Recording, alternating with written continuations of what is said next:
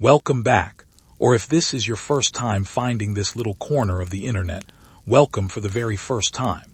Pull up something comfortable. Arrange the blanket exactly the way you like it. Turn the lamp down just a notch.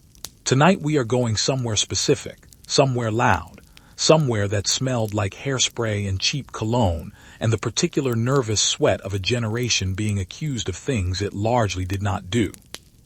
We are going to the 1980s. Not the 1980s of glossy retrospectives and cheerful nostalgia reels. Not the decade as it exists in the collective imagination of people who were not there. All pastel and synthesizers and shoulder pads wide enough to land a small aircraft on. Tonight we are going to the 1980s as it was experienced at ground level, from approximately 5 feet 4 inches, wearing something your parents considered a cry for help, listening to something they called that noise, and being generally regarded by the adult world as the leading indicator of civilizational collapse. We are talking about teenagers. Specifically, the extraordinary, bewildering, gloriously excessive variety of American teenagers who emerged during this particular decade, each with their own uniform, their own music, their own language, and their own special talent for making the people who had raised them question every decision they had ever made. This was an era of subcultures so distinct, so elaborate, so committed, that you could identify a teenager's entire worldview, their philosophy, their weekend plans, and their approximate record collection from a single glance across a school parking lot. The looks were not subtle, the sounds were not quiet, and the parental anxiety was not small. Before we go any further, I want to take a genuine moment to thank everyone who has been listening, watching, commenting, and sharing these journeys through history. You are the reason this exists, and every suggestion you send, every kind word you leave in the comments, every time you tell a friend that this is the thing they need to fall asleep to, it matters enormously to me. If you are new here and you find yourself enjoying the ride, there is a subscribe button that costs you nothing and means quite a lot. And if you would rather close your eyes and just listen, this whole channel lives on Spotify now. Link is in the description below. Alright, let us set the scene properly. The year is 1983. The setting is a medium-sized American suburb, the kind with 3 nearly identical pizza restaurants, a mall that has been open for 6 years and already feels permanent, and a high school whose parking lot on any given Friday afternoon looks like a sociological field study in the making. The parents of this suburb are, on balance, worried.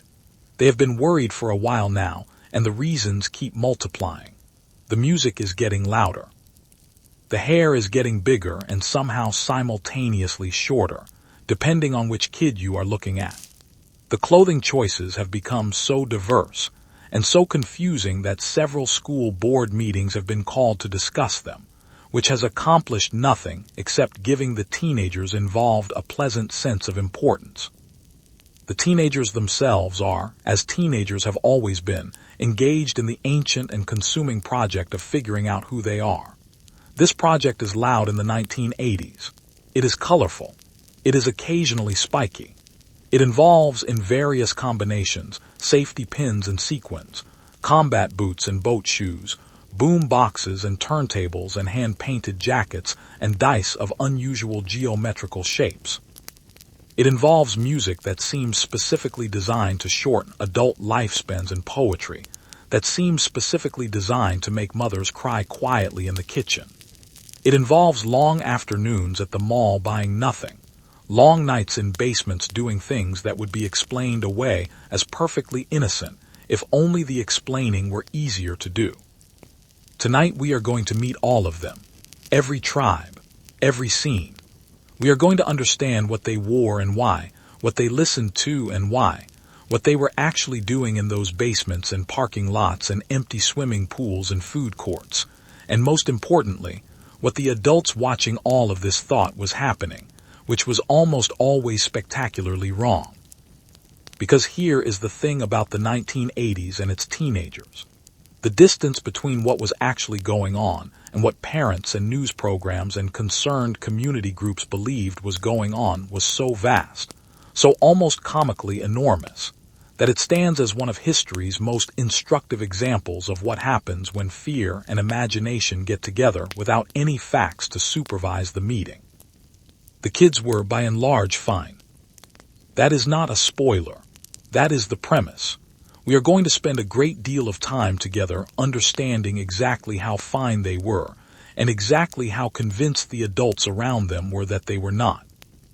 So dim whatever lights you have not already dimmed.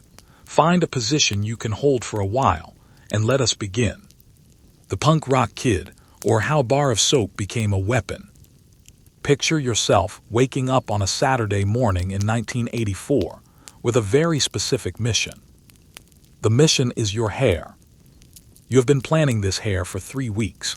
You have done research, which in 1984 means studying photographs in music magazines and staring at other people on the bus. You have assembled your materials, which currently occupy most of the shelf above the bathroom sink, to the considerable annoyance of everyone else in your household who shares this bathroom. There is a can of hairspray so large it constitutes a fire hazard.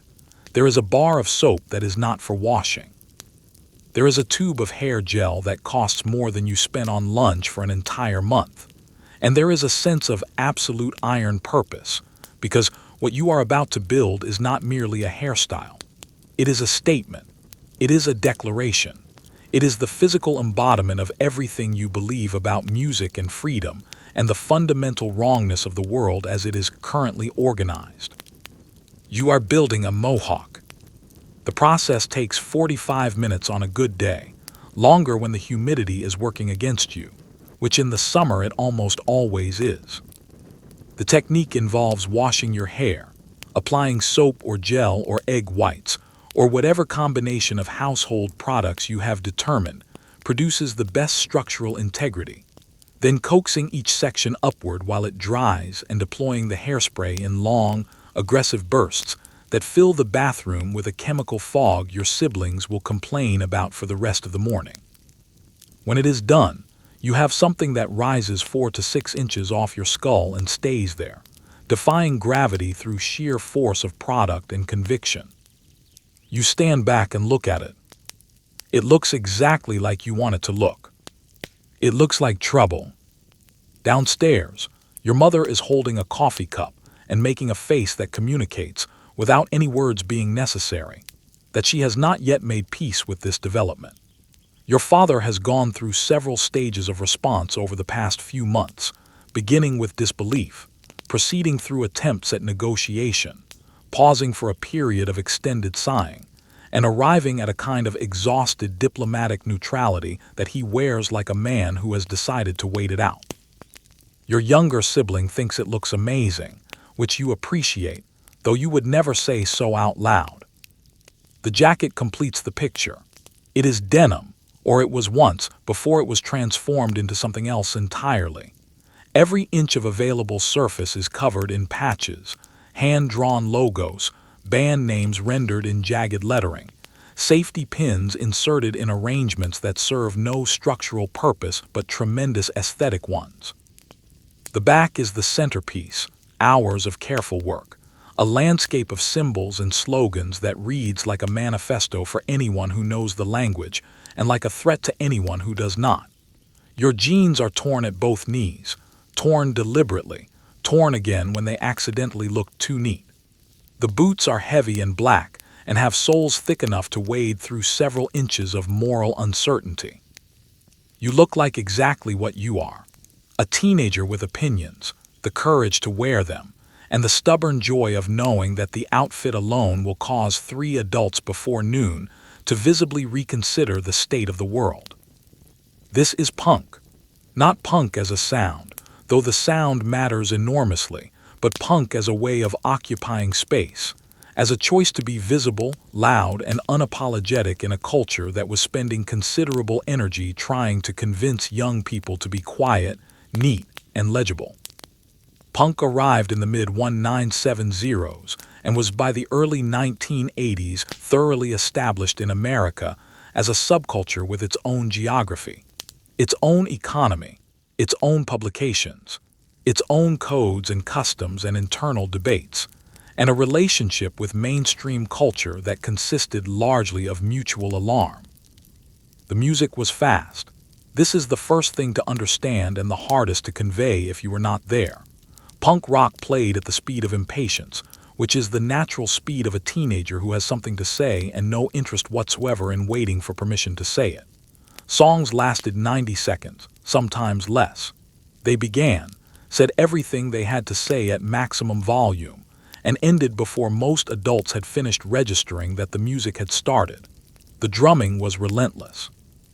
The guitars were distorted into something that sounded less like music in the conventional sense, and more like the noise of something being broken on purpose, which was entirely the point.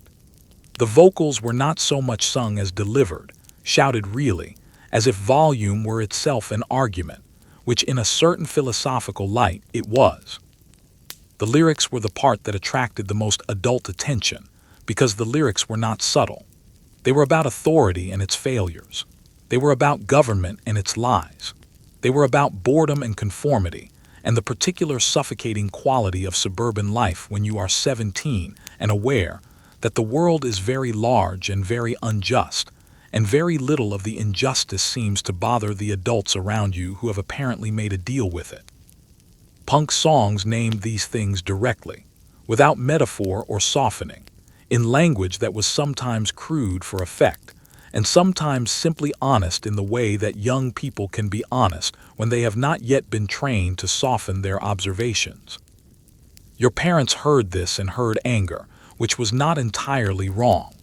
But they missed what the anger was about, because missing what the anger is about is one of the things adults do most reliably with teenagers.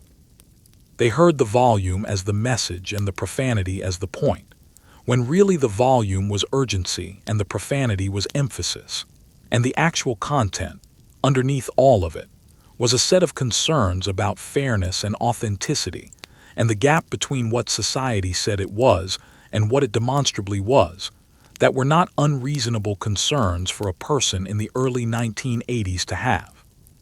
The shows were where the music became a body experience.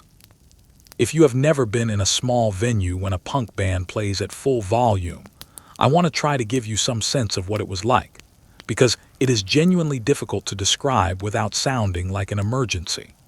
The rooms were small, often basement venues or converted spaces that held a few hundred people at maximum, frequently holding more than that because the door policy was enthusiastic rather than rigorous.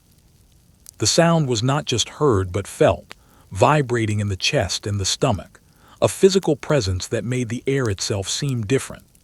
The crowd was in motion, bodies bouncing and colliding in the space in front of the stage in a way that looked, from outside, like chaos and felt, from inside, like a conversation conducted in a language made of elbows and momentum.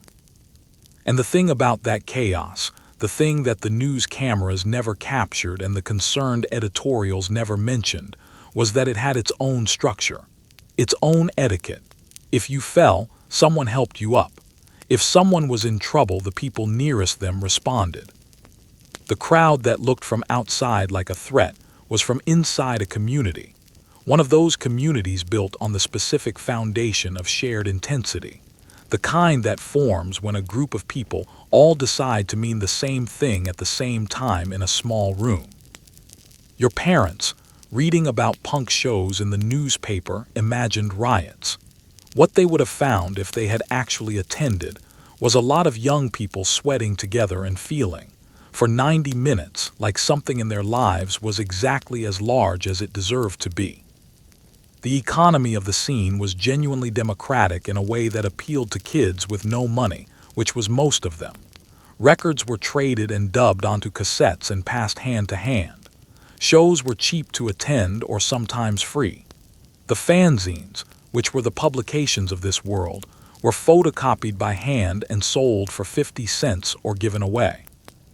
The whole infrastructure of punk culture had been built specifically to function without gatekeepers, without radio stations, without record labels, without any of the institutional machinery that normally decided what music people heard and who got to make it. Bands self-released records. Kids booked their own shows in their own basements. The entire apparatus ran on enthusiasm and the willingness to do things yourself, which is a lesson in independent production that was available to any teenager willing to learn it, and that most of them absorbed without quite realizing they were being educated. What your parents saw, standing in the doorway of your bedroom while you assembled the morning's Mohawk, a teenager in crisis, an expression of anger without a constructive outlet, a fashion statement so aggressive it must signify something dangerous. What was actually happening?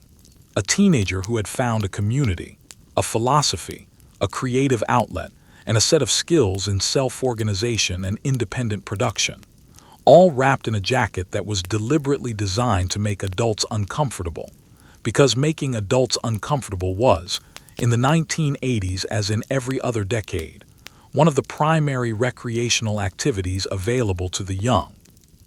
The Mohawk was armor, the patches were a resume, and underneath the soap-stiffened hair and the combat boots was a kid who mostly just wanted somewhere to belong at maximum volume, and had found it, and was, in the language of their own culture, doing just fine.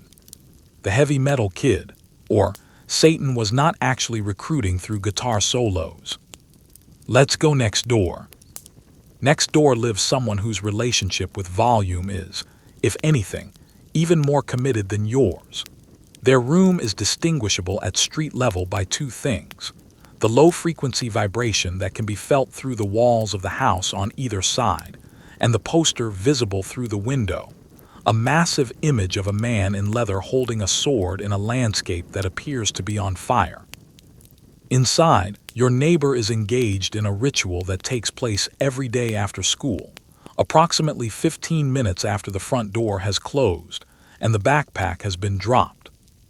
They are putting on the album. Not an album. The album, in the specific sense of the one that is currently the center of gravity for everything else.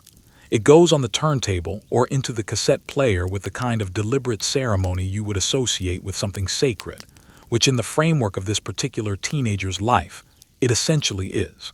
The volume is adjusted to its appropriate setting, which is one below the level at which the neighbor's parent knocks on the wall. The lights in the room are not necessary. What is necessary is the sound, which fills the room from the first note like water filling a glass, complete, total, and impossible to ignore. This is heavy metal, and your neighbor loves it in a way that brooks no qualification. The jacket they wear to school every day is technically a denim vest, but calling it that is like calling the Sistine Chapel a ceiling. It is a battle jacket, a term the community uses with complete seriousness, and it deserves the name because it is the result of months of ongoing creative work.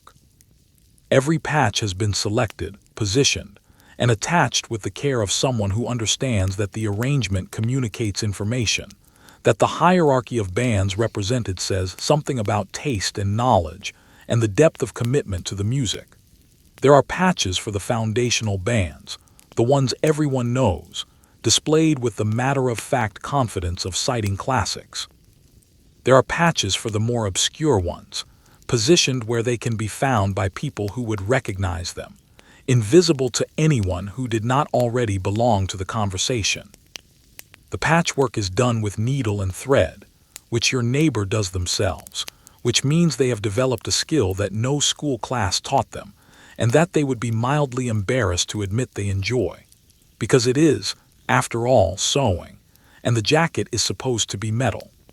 The irony is lost on no one who has watched them squinting at a needle in the bad light of a bedroom lamp at 11 at night, trying to get a patch straight.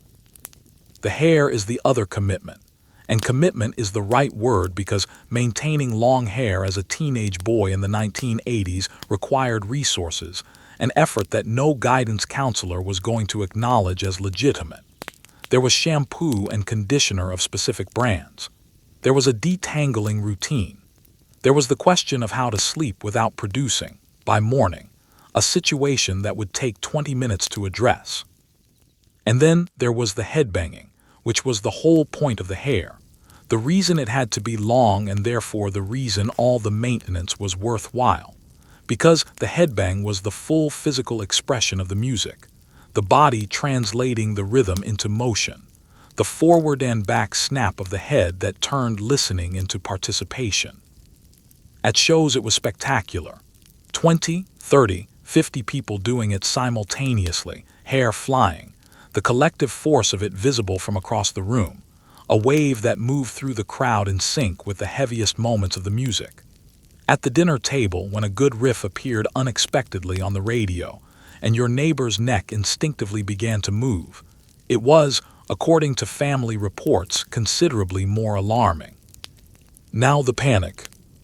The 1980s heavy metal panic is one of the great case studies in the history of moral alarm, and it deserves serious attention because it had real consequences for real kids, and because it was based on a premise so disconnected from reality that examining it closely is almost a comedy, except for the parts where it wasn't. The core claim, promoted by books, televised specials, concerned parent organizations, and eventually congressional testimony, was that heavy metal music was a direct pipeline to satanic involvement, self-destruction, and various other catastrophes, and that it achieved these effects through a combination of explicit lyrics, subliminal messages, and what was described in some publications as occult imagery, a category that turned out to include dragons, skulls, pentagrams used decoratively, and fire, which last time anyone checked was also present in quite a few church hymns. The album covers attracted particular scrutiny. These were often genuinely theatrical, featuring skeletons, demons, medieval landscapes in flames, warriors doing things with swords that would have been considered reasonable in a fantasy novel and scandalous on an album sleeve. Critics examined them with the intensity of people who believed they contained coded information, which was a reasonable thing to believe if you had also decided that the music industry was in a conspiracy with forces of spiritual darkness, and not a reasonable thing to believe if you had spent 5 minutes talking to an actual teenager about what they saw when they looked at the same image. What your neighbor saw when they looked at those covers was extremely cool art about themes of power and conflict that made ordinary suburban life feel, for the duration of the album, like something larger and more significant than it was. This is the function of all theatrical art, from Greek tragedy to professional wrestling, and heavy metal was very clear about its theatrical nature. The fire was not literal fire. The demons were not literal demons. The swords were not weapons. They were symbols of the power that every 17-year-old who has never been in charge of anything in their life fantasizes about having. The music was escapism. This is not a dismissive description. Escapism is one of the most important things art can do for a person who needs to be somewhere else for a while. And teenagers who have very little power over their own lives and are surrounded by institutions designed to manage them, have always had particular need of the kind of escape that puts them, imaginatively, in landscapes where they are not managed, where the forces at work are epic rather than administrative, where the scale of things matches the scale of feelings that adolescence produces and that daily life has no adequate container for. Heavy metal provided that container. It was loud enough to fill the room and the chest and the head simultaneously. It was dramatic enough to match the drama of being a person at an age when everything feels enormous. It asked nothing of you except to listen, and in listening, to feel for a moment like the world was as large as it ought to be. Your neighbor's parents, having watched a television program that was short on nuance and long on alarmed experts, were convinced that their child was being slowly recruited into a network of occult practice through the medium of guitar solos. They searched the room. They found posters of men with swords. They found cassette tapes with covers featuring artwork that had clearly been designed by someone with a strong interest in fantasy illustration and a weaker interest in reassuring suburban parents. They found, in the bottom of the closet, a notebook full of band logos drawn over and over in heavy pencil, practice for the art of recreating them on notebooks and textbooks and any available surface, which is a thing every committed metal kid did the way other kids doodled. The notebook, in the hands of parents already primed for alarm, looked like something else. It was not something else. It was a sketchbook, maintained by a teenager with strong visual interests and a favorite aesthetic, who was doing what teenagers with strong visual interests and favorite aesthetics have always done, which is fill their available surfaces with the things they find most compelling to look at. The community inside the music was something the Panic never discussed, because the Panic was not interested in community, only catastrophe. But the community was real, and it was warm. Metal kids, beneath the battle jackets and the practice scowls and the general visual presentation of people who might be conducting dark rituals in their garages, were frequently the most loyal and devoted friends you could find in a high school. The friendships formed in the shared love of an album, in the ritual of going to shows together, in the weekend spent in someone's basement playing the same record until everyone knew every note, were serious ones. These were people who had found each other through a specific passion, and who defended each other, their bands, and their aesthetic with a ferocity that matched the music they loved. The irony that the adults circling the scene never fully grasped was this. They had invented a panic about evil influence and dark recruitment, and the actual scene they were panicking about was running on loyalty, shared enthusiasm, and the kind of intense creative engagement that the adults themselves were theoretically in favor of in every other context. The only thing being summoned in the bedroom next door was a mild ringing in the ears, and the next part of a very long conversation between your neighbor and the music that started when they first heard that first riff and understood, in the way you understand things that matter, that something in this sound was theirs. The Glam Metal Kid, or the situation with the eyeliner. There is a bathroom in a house 3 blocks from yours that currently contains 4 teenagers, 2 cans of hairspray, a collection of eyeliners belonging to various people and borrowed without explicit permission, and approximately 45 minutes of preparation still to go before anyone is ready to leave. The goal is volume. Hair volume, specifically. The architecture of the perfect glam metal hairdo requires patience, technique, and a willingness to commit quantities of aerosol to the project that would make an environmentalist quietly weep. The process begins with a backcombing that transforms what is normally just hair into something more like a suggestion of hair, a potential, a direction. Then the spray comes in, locking the structure into place, which requires more backcombing on top of the existing layer, then more spray, then evaluation, then strategic adjustment, then more spray. The finished product should enter a room independently, a fraction of a second before the person beneath it. This is not a metaphor. This is a real goal with practical implications for doorways. The boys in the bands your neighbor worships look like the offspring of a fashion magazine and a lightning bolt. And this is the point. Glam metal, which arrived in Lowe's Angels with the force and aesthetic sensibility of a glitter bomb detonated in a leather factory, took the theatrical tendencies of classic rock and pushed them into territory that the classic rock generation had frankly not anticipated. The men were beautiful in a way that was specific and particular and did not require the qualification of the beauty being masculine in the traditional sense. They wore makeup. They wore spandex. They wore enough jewelry to set off detectors in settings that lacked them. The women who attended their shows loved them.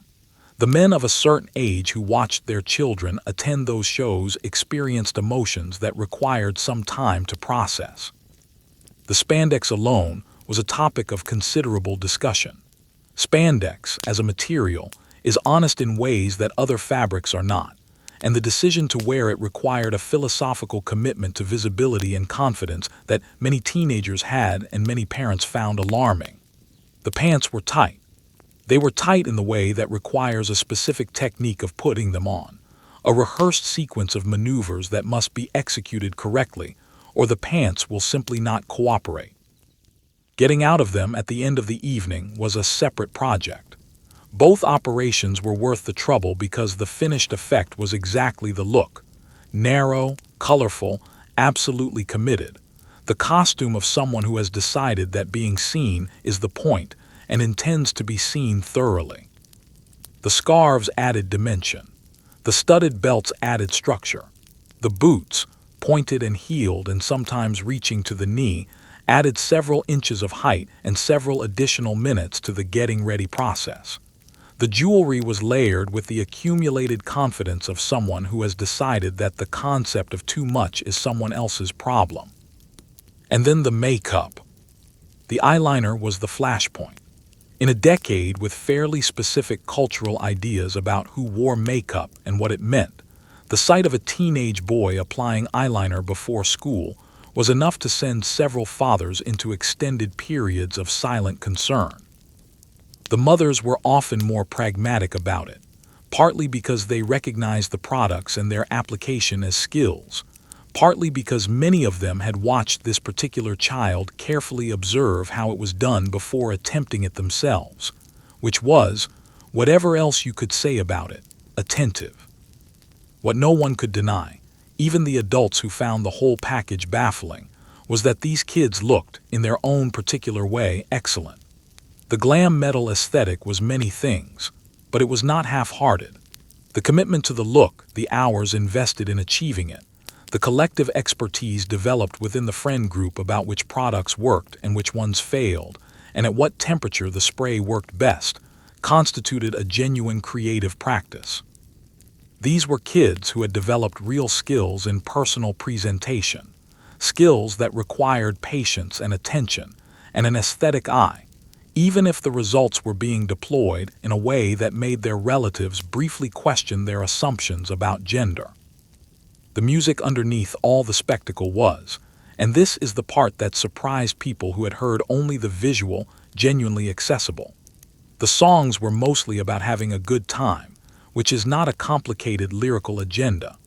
The choruses were large and singable, and the kind of thing you found yourself humming in the shower 2 days after hearing them, which is evidence of a craft that the visual presentation sometimes obscured.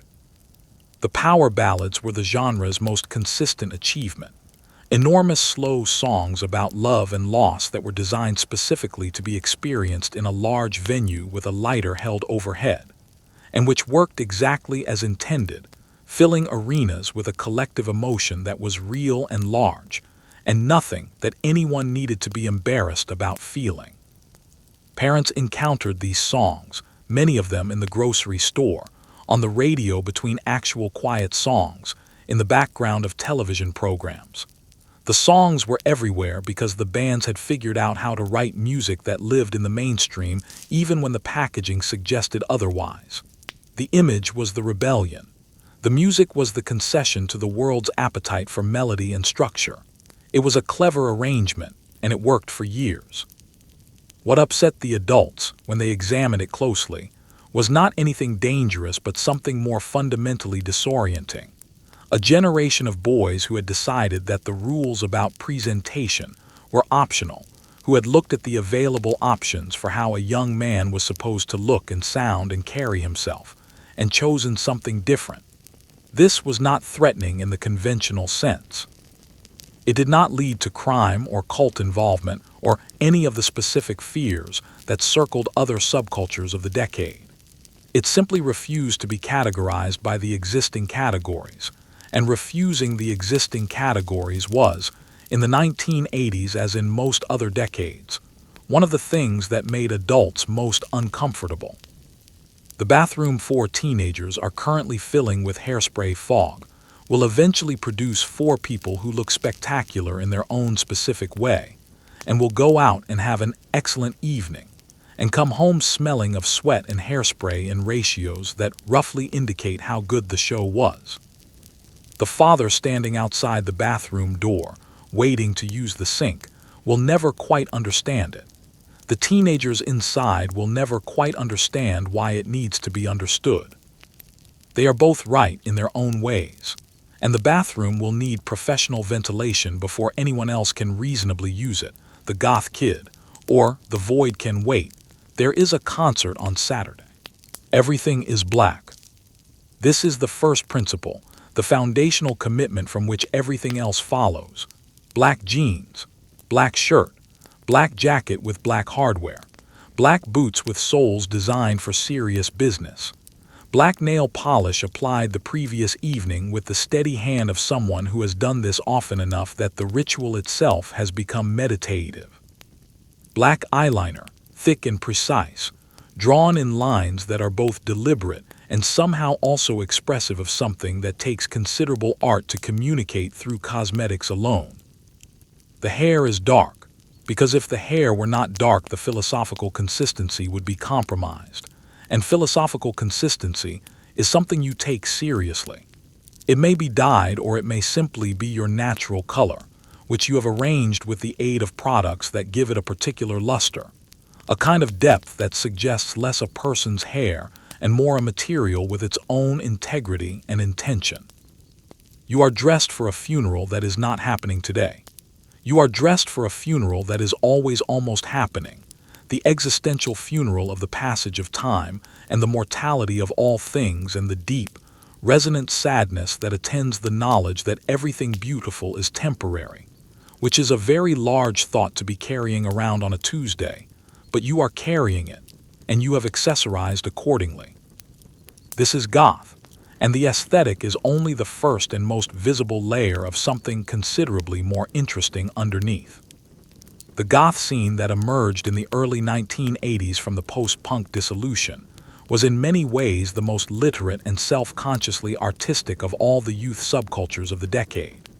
It had a philosophical dimension that the other scenes, whatever their other virtues, rarely claimed with such explicitness. The music was constructed around atmosphere in a way that distinguished it immediately from punk's raw urgency or metal's theatrical volume. Goth music was spacious, architectural, built from guitars that rang rather than roared and bass lines that walked slowly through the lower registers like someone thinking carefully before speaking. The drums were deliberate. The vocals were baritone or alto, delivered with the controlled weight of someone who means every word and wants the meaning to have room to settle. The bands had names that communicated the aesthetic without ambiguity, images of decay, of aftermath, of Victorian melancholy translated into modern instruments. They sang about loss and darkness and the beautiful sadness of things that end, and the teenagers who loved them found in this music what teenagers have always found in any music that takes their emotional life seriously, which is the recognition that what you are feeling has a form, has been felt before, has been turned into something external that can be held and examined. This is not nothing. This is, in fact, quite a lot. Your bedroom is its own environment, carefully maintained. There are candles, because candles are the correct light source for a room that is taking its aesthetics seriously. There are books, the kind with titles that suggest the author also spent considerable time in rooms with candles. There is a poster or two, images that communicate the music and the mood, a face or a landscape rendered in the palette of the perpetual late evening. There is a journal, because the thoughts you have in this room deserve to be recorded, and recording them is itself a practice, a way of taking seriously the inner life that most of the day's institutions actively discourage you from attending to. The journal is the thing your mother found once, and the reading of it without permission was a violation of multiple kinds. But the content was the one that produced the kitchen phone call to your aunt, because your mother read what you had written about the nature of time and the fragility of things and the feeling of standing at the edge of something immense, and concluded from this evidence that you were in crisis. You were not in crisis. You were 17 and writing. The distinction seems important to the person writing, and not especially important to the person who has just read the sentences about the void and called your aunt. The makeup was the other flashpoint, and the makeup was genuinely impressive when examined closely, which few adults did, because examining it closely required getting past their initial reaction to seeing a teenager with a face that was pale by design and eyes that were lined in black and lips that were dark and deliberate rather than the natural color that everyone seemed to feel was mandatory. The artistry involved was considerable. You had developed, through practice and through sharing techniques with other people in your circle, a skill set that professional makeup artists would recognize as real. The application was consistent across conditions that would challenge lesser commitments, including rain, which was the great enemy of the full goth face, and which you had mostly learned to weather, though full weather defeat remained possible in genuinely torrential circumstances. The community that formed around the aesthetic was one of the quiet revelations of the scene. Goth, despite its reputation for solitary brooding, was genuinely social. The shows were attended in groups. The music was discussed with the intensity of people who care about craft. The thrift stores were browsed together, 2 or 3 of you moving through the racks in search of the specific velvet jacket or the right lace detail or the Victorian boot that would complete whatever was being assembled that month. The conversations in the right company could go on for hours about the music and the books and the films and the ideas that lived in the overlap between them.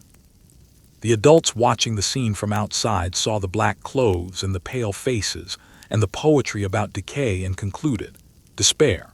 They looked for warning signs and found them in abundance, because when you are looking for warning signs in the life of a teenager who dresses in all black and writes about mortality, the confirmation bias is essentially unlimited.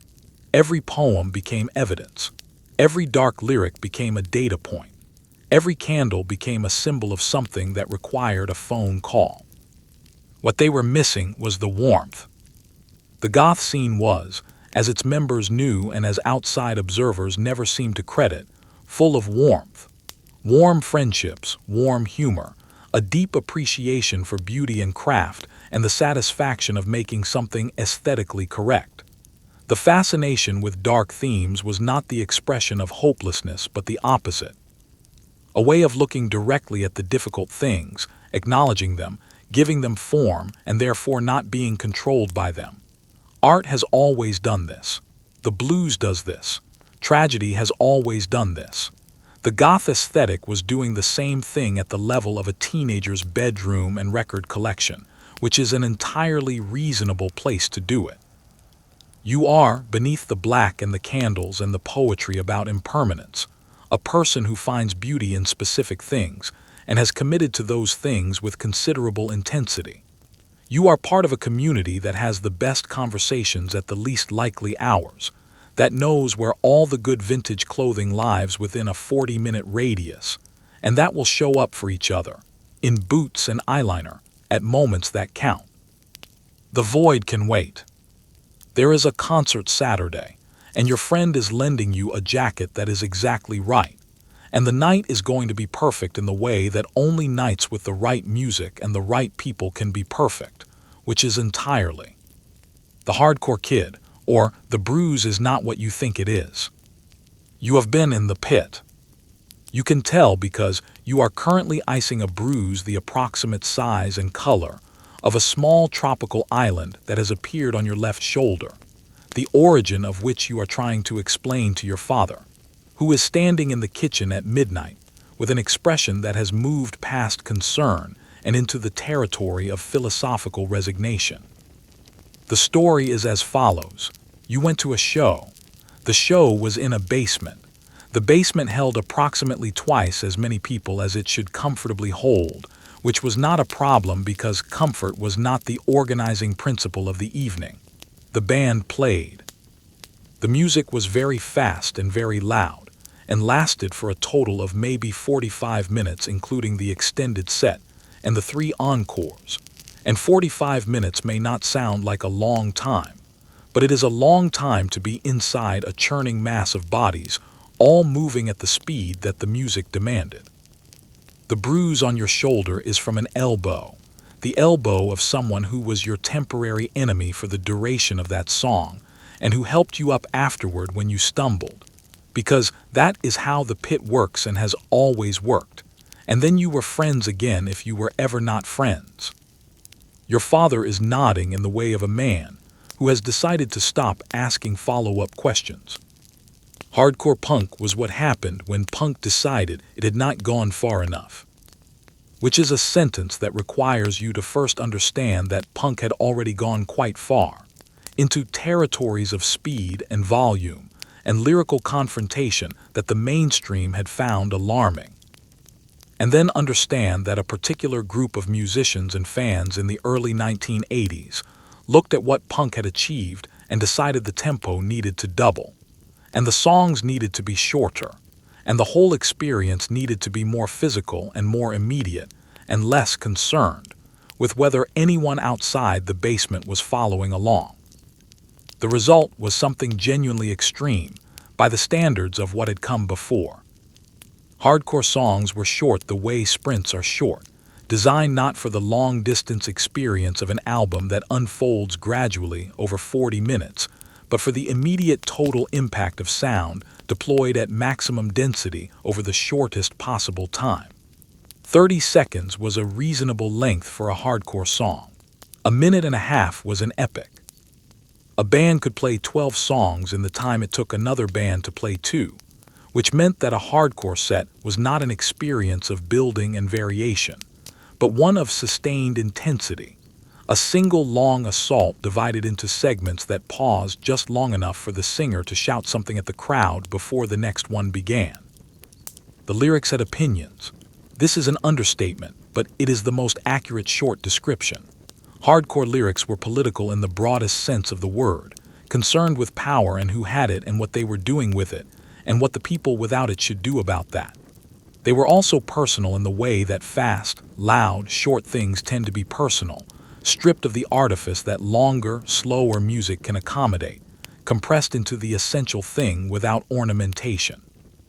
You knew what the song was about within the first 5 seconds, or you had already missed it, because the first 5 seconds contained everything. The look stripped punk down the way the music had stripped it down, removing the decorative elements that had accumulated around the original aesthetic and arriving at something functional and unadorned.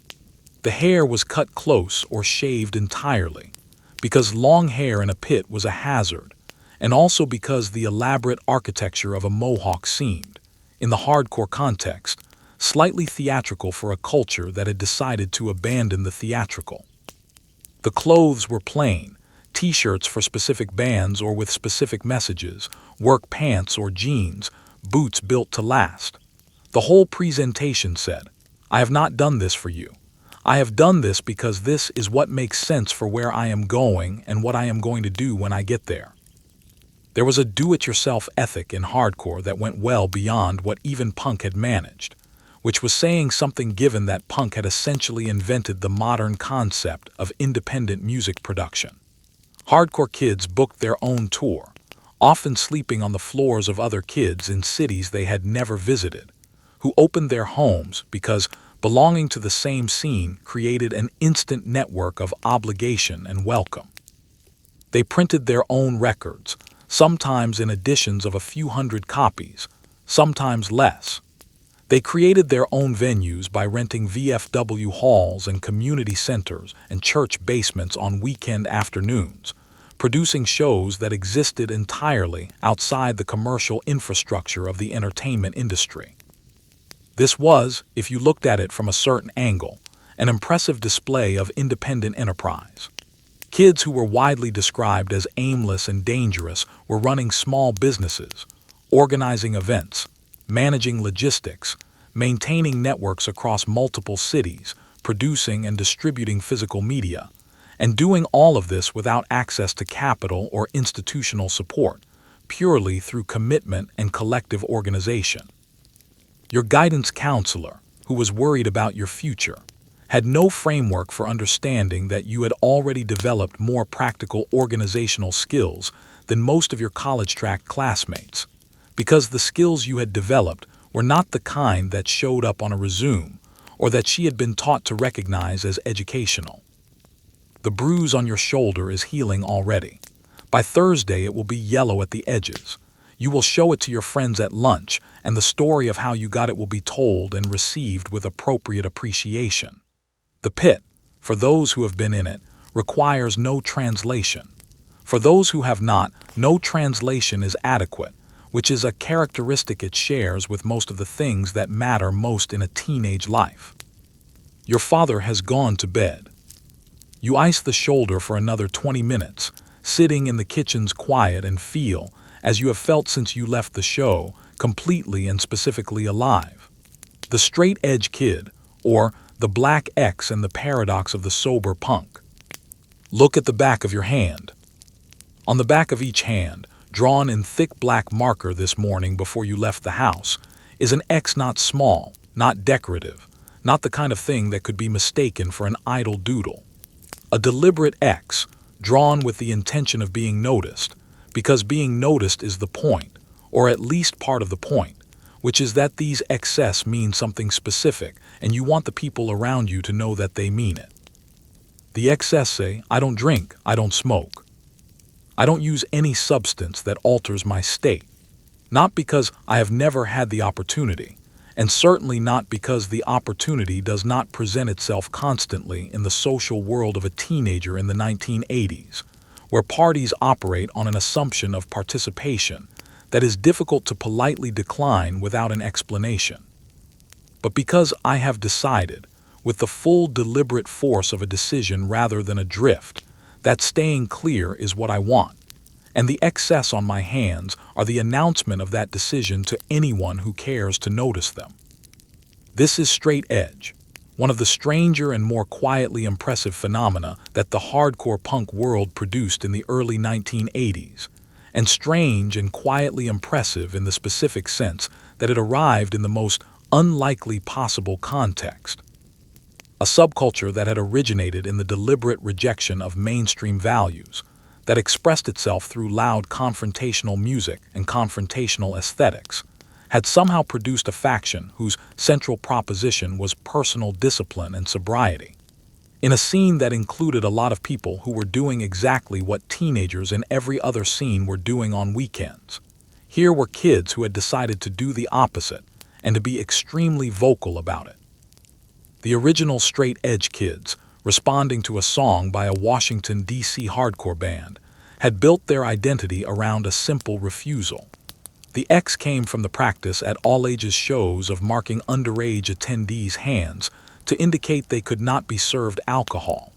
Someone flipped the meaning, turned the mark of exclusion into a mark of chosen identity, and a movement formed around the flip. The music stayed the same. The speed was the same. The shows were the same sweaty basements and the same churning pits and the same compressed lyrics delivered at the same maximum intensity. The songs themselves were now frequently about the choice to stay sober, delivered with the same urgency that other hardcore songs used for political anger. Because in this community, the personal choice was also political, was also about refusal and resistance, was also about refusing to be numb in a culture that provided numbing agents in enormous quantities. Your parents, when you try to explain this to them, experience a specific cognitive dissonance. On one hand, their teenager has voluntarily committed to not drinking, not smoking, and not using drugs, which is everything they have ever asked for in a teenager and more. On the other hand, this teenager is also attending shows in basements, wearing band shirts with aggressive names, listening to music that sounds like a factory accident, and making what appears to be a moral ideology out of what should be simply the normal baseline behavior expected of someone your age. The combination does not compute. They have been given what they wanted, and somehow the wrapping makes them nervous. The intensity of the commitment is itself unsettling, because intense commitment is supposed to be the warning sign, supposed to be the indicator of cult involvement or radical influence, not the indicator of a teenager who has simply decided not to drink and is being extremely thorough about it. They ask if it is a religion. You explain that it is a choice. They ask if there is a group behind it. You explain that it is a community. They ask who told you to think this way. This question irritates you because no one told you. You told yourself, which is the entire point, which is the thing they cannot seem to get past, that a teenager would arrive at a chosen position of discipline through their own reasoning and hold it with their own conviction rather than being pushed into it by adults or authorities.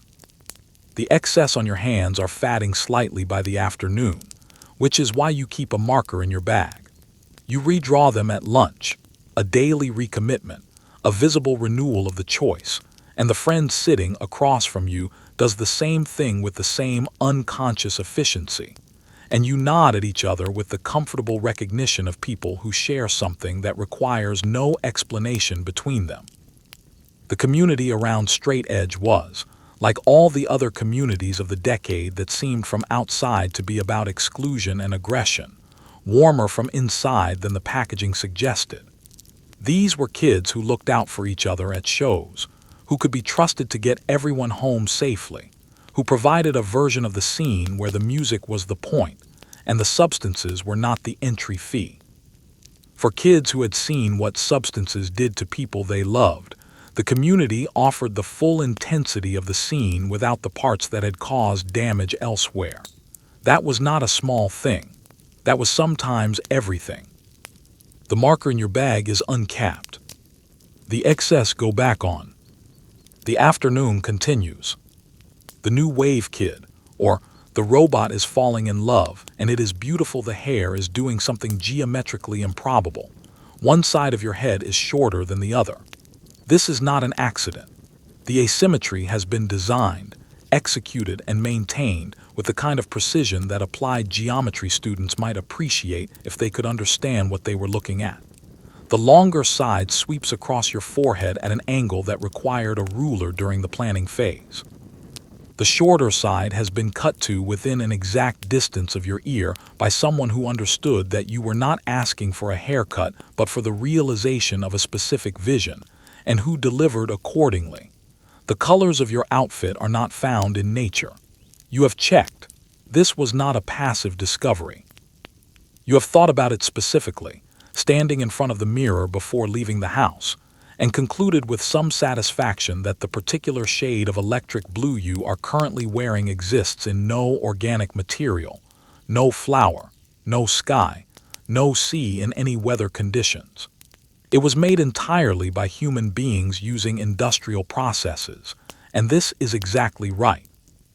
You are wearing a color that could only exist because of manufacturing, which connects you somehow to the synthesizers in the music you love, the sounds that could not exist without electricity and engineering, the beats made by drum machines programmed by people who found the reliability of a machine more interesting than the variability of a human hand.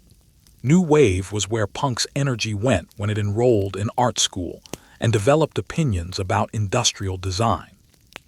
The musicians who built New Wave in the late 1970s and early 1980s were people who had absorbed the anti-establishment energy of punk and then applied it to the aesthetics of modernism, to the history of electronic music, to visual art and film, and the then emerging possibilities of synthesizer technology. The results were music that had a hook you could dance to, and a sound that you could not have made 10 years earlier, because the instruments did not exist yet. It was pop music that was also strange, experimental music, that was also catchy, art rock, that was also intended for radio. The music videos were essential. New Wave was one of the first musical genres to genuinely understand and exploit the medium of the music video, which had just become a vehicle of mass communication through the arrival of MTV in 1981. The videos were miniature films, atmospheric and stylized, and full of the kind of visual thinking that suggested their creators had spent considerable time looking at German expressionist cinema and the work of photographers who understood light as a subject. Men in eyeliner stood in fog. Women in primary colors moved against stark white backgrounds. The imagery was self-consciously aesthetic in a way that distinguished these videos immediately from the straightforward concert footage that most rock bands still considered adequate. For you, watching these videos on the television in your room, they constituted a kind of education in visual culture that no school class was providing. You were learning, without knowing you were learning, about the relationship between music and image, about how color and movement could reinforce or complicate a lyric, about the deliberate construction of a visual language. The bands you loved were not just making songs, they were making worlds, and you were studying those worlds with the avidity of someone who had not yet been told that this kind of studying counted as something. The dancing was its own art form, and it was different from the dancing that other subcultures of the decade practiced. This was not the moshing of the punk world or the skanking of the ska world or the headbanging of the metal world. New wave dancing was more idiosyncratic, more personal, more exploratory. It allowed for invention. The music, with its synthetic rhythms and its spacious production, gave you room to move in ways that were your own, and the aesthetic of the scene was open enough to receive almost anything you did if you did it with commitment. Some people danced in ways that were angular and robotic, responding to the machine-made rhythms with machine-like precision. Others dissolved into something more fluid, finding in the synthesizer lines a current to move through. The unspoken rule was that looking comfortable was less important than looking intentional, and that the most interesting thing you could do with your body in response to a good song was the most accurate thing, the truest response to the specific thing the music was doing. Your parents encountered new wave in the way they encountered most youth culture of the decade, through the television, and the television's account of new wave was predominantly the music videos, because the music videos were what was on the television. They saw men in makeup who were not goth, not glam, something harder to categorize, something whose sexuality and gender presentation seemed to exist in a space that the available vocabulary was not quite adequate to describe. They saw imagery that was futuristic and slightly alienating, cheerful in a way that somehow felt unfamiliar, optimistic about the future in a way that had nothing to do with the futures they had grown up being optimistic about. What unsettled them when they examined the feeling was not danger, it was exclusion. The new wave world was one that had been built without reference to them, that did not need their approval or their understanding, that was cheerfully and elaborately coherent on its own terms, terms that did not include the vocabulary of any decade they had lived in.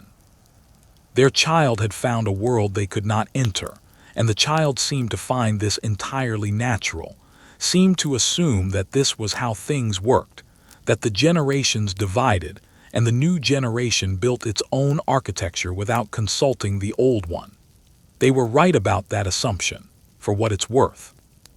You are currently in your room, the electric blue outfit hung over the chair, rereading the lyrics to a song that you have now listened to 37 times this week, trying to understand exactly what it means, which is a project you suspect will take considerably longer than you currently have time for and which you have decided is worth pursuing anyway.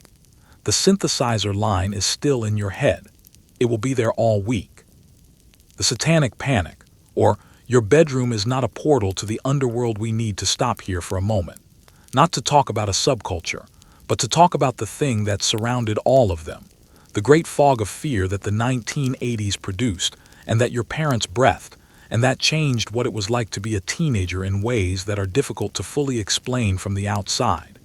It began, as these things tend to begin, with a story, a particular story or a cluster of them, that spread through the media in the early 1980s, and that contained a claim so dramatic, so large, so capable of mobilizing the particular anxieties of the particular moment, that it achieved the viral propagation of information long before viral was a word anyone applied to information. The claim was this: there was a network, a hidden network, operating in ordinary communities, targeting ordinary children, using ordinary cultural products, specifically music and games and literature and after-school activities, as recruitment tools for organized satanic cult activity. The claim required no evidence beyond itself to spread, which is a property that powerful fears have always had. Once the framework existed, everything that had previously been innocent became potentially significant. A symbol on an album cover that a graphic designer had chosen, because it looked interesting now, carried the weight of possible coded meaning. A game that teenagers played with dice and maps was now a potential gateway to occult practice. A child who wore black and listened to dark music and wrote poetry about mortality was now someone whose room needed to be searched. the parents of the 1980s were not stupid or malicious people. They were, by and large, people who cared about their children with tremendous depth, who had been handed a framework by media institutions they trusted, and who applied that framework with the thoroughness that caring people apply to things that frighten them. The television told them the danger was real. Books were written that explained exactly what to look for. Organizations formed around the project of protecting children from this specific threat. The whole apparatus of a moral panic assembled itself with remarkable speed, and it was powered by love, however misguided its expression. But the checklist is where the panic revealed its fundamental confusion, because the checklist of warning signs that parents were given to identify children at risk of occult involvement was, when examined closely, a description of the entire concept of adolescence. Mood changes, every teenager. Secrecy about activities, every teenager. Interest in unusual music or literature. Most teenagers drawing strange symbols. Most teenagers who had ever been bored in math class. Staying up late. Every teenager everywhere in the history of teenagers. Wearing unusual clothing. Look at any school parking lot. Spending time in basements with friends doing things that required explanation. This last one, as it turns out, deserves its own section. Because the most famous target of the satanic panic of the 1980s was also the most peaceful, the most creative, and the most empirically blameless activity that any group of teenagers could possibly have been engaged in on a Saturday afternoon. And the fact that it became a national controversy tells us something important about what happens when fear meets imagination in the absence of curiosity. We will get there. For now, the panic was real in the sense that the fear was real, and the consequences for the kids caught in it were real. Rooms were searched. Items were confiscated. Friendships were disrupted by parents who had been convinced that certain combinations of interests amounted to warning signs. Counselors were visited. In some cases, families were reported to authorities who then had to explain to perfectly reasonable adults that their children had committed no crime beyond having hobbies that the television had recently identified as suspicious. The kids on the receiving end found themselves in a strange position, having to defend not just their choices, but their fundamental ordinariness, having to convince the people who knew them best that the things they loved were not what the television said they were. It was exhausting in the way that only being misunderstood by people who love you can be exhausting, because you cannot simply dismiss it, because the love is real even when the fear is wrong. And navigating the space between those two things is complicated work for a person who is also trying to pass geometry and figure out who they are. You, sitting at the kitchen table while your mother holds up a notebook and asks you to explain the drawing on the cover, are doing this work. The drawing is a band logo. You drew it because you were bored in third period and you like the way the letters interlock. It means nothing except that you were bored and you have an aesthetic preference for a specific kind of lettering. This is the truth. It is not a satisfying truth, because a satisfying truth would have more drama in it. The drama is entirely on the other side of the table. You explain it again. Your mother nods slowly, the way people nod when they have decided to hold the question open for future reference. The notebook goes back on the shelf. The band is still your favorite. The Dungeons and Dragons Kid, or the most dangerous dice in America descend the basement stairs. Mind the third step, which has been creaking for 2 years, and which everyone in this particular social circle has learned to step over with the practiced efficiency of long familiarity. At the bottom is a room that has been occupied for the past 3 hours by 5 teenagers arranged around a folding table covered in paper, pencils, small figurines of uncertain origin, a 2-liter bottle of soda that is mostly empty, several bags of snack food in various states of depletion, and the most sophisticated object in the room, a screen, not a television screen.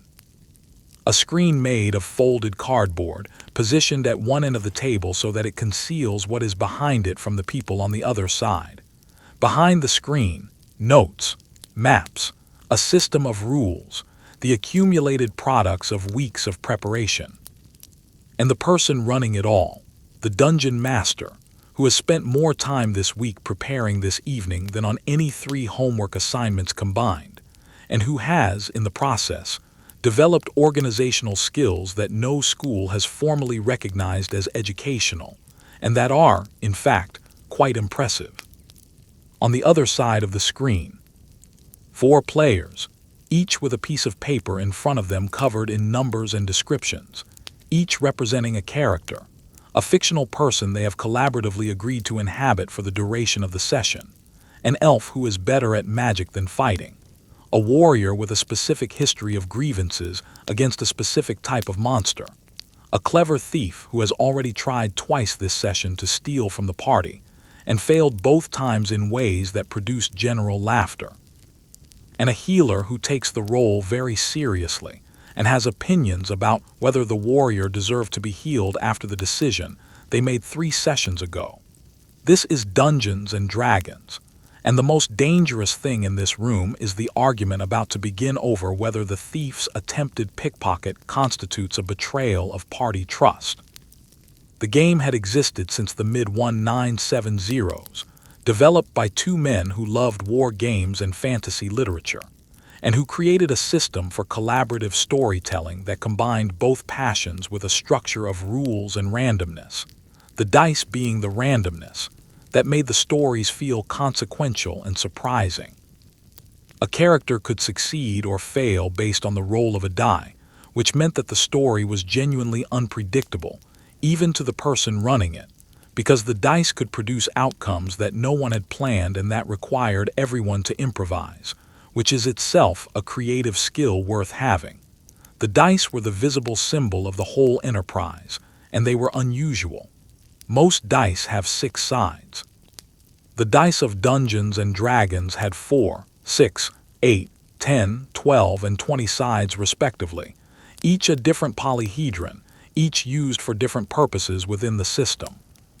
The 20-sided die, in particular, held a special place in the emotional life of every player at this table, because it was the one used for the most important roles, the ones where the outcome mattered most, where the story turned, and a 20 was a triumph, and a 1 was a catastrophe, and anything in between was the ordinary space where narrative lived.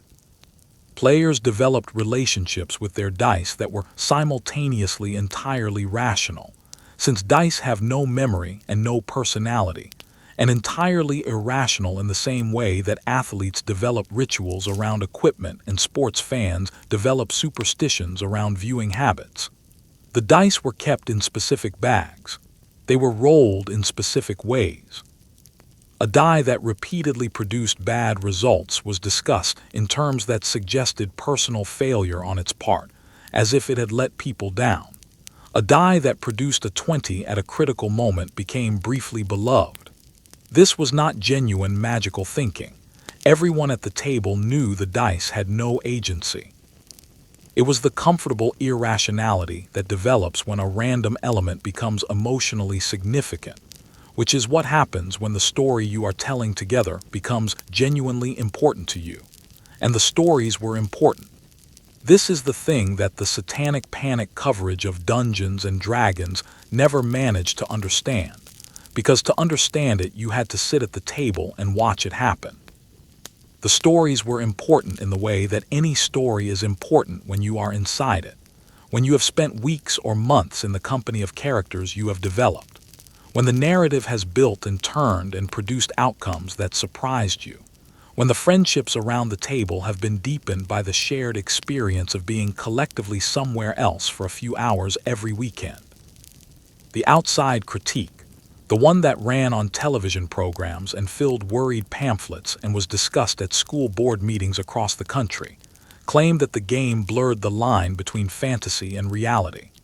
The claim was that players could not distinguish between what was happening in the game and what was real, that the game was a form of delusional experience that led vulnerable teenagers into confusion and disaster. This claim required its proponents to never actually speak to someone who played the game, because any actual player would have immediately clarified the obvious point that the whole practice depends entirely on knowing the difference between the story and reality, that the story is interesting precisely because it is not real, that the point of playing a character who can cast lightning from their fingertips is that you yourself cannot cast lightning from your fingertips, and the imaginary experience is therefore a form of access to something unavailable in ordinary life, which is what all imaginative fiction has always been. The game was, by any serious assessment, one of the most cognitively demanding and socially rich activities available to a teenager in the 1980s. It required mathematical literacy. The statistics of the dice system were genuinely complex. It required communication skills, the ability to articulate intentions and negotiate outcomes in a group setting. It required spatial reasoning. The maps were genuinely challenging to navigate. It required creative thinking. The problems posed by the dungeon master could rarely be solved by straightforward application of force and rewarded lateral thinking.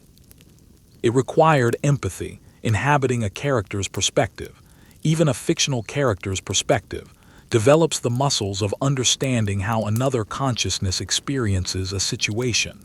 None of these developmental benefits were mentioned in the news programs. The news programs had a dragon to discuss. The argument about the pickpocket has been resolved, partly.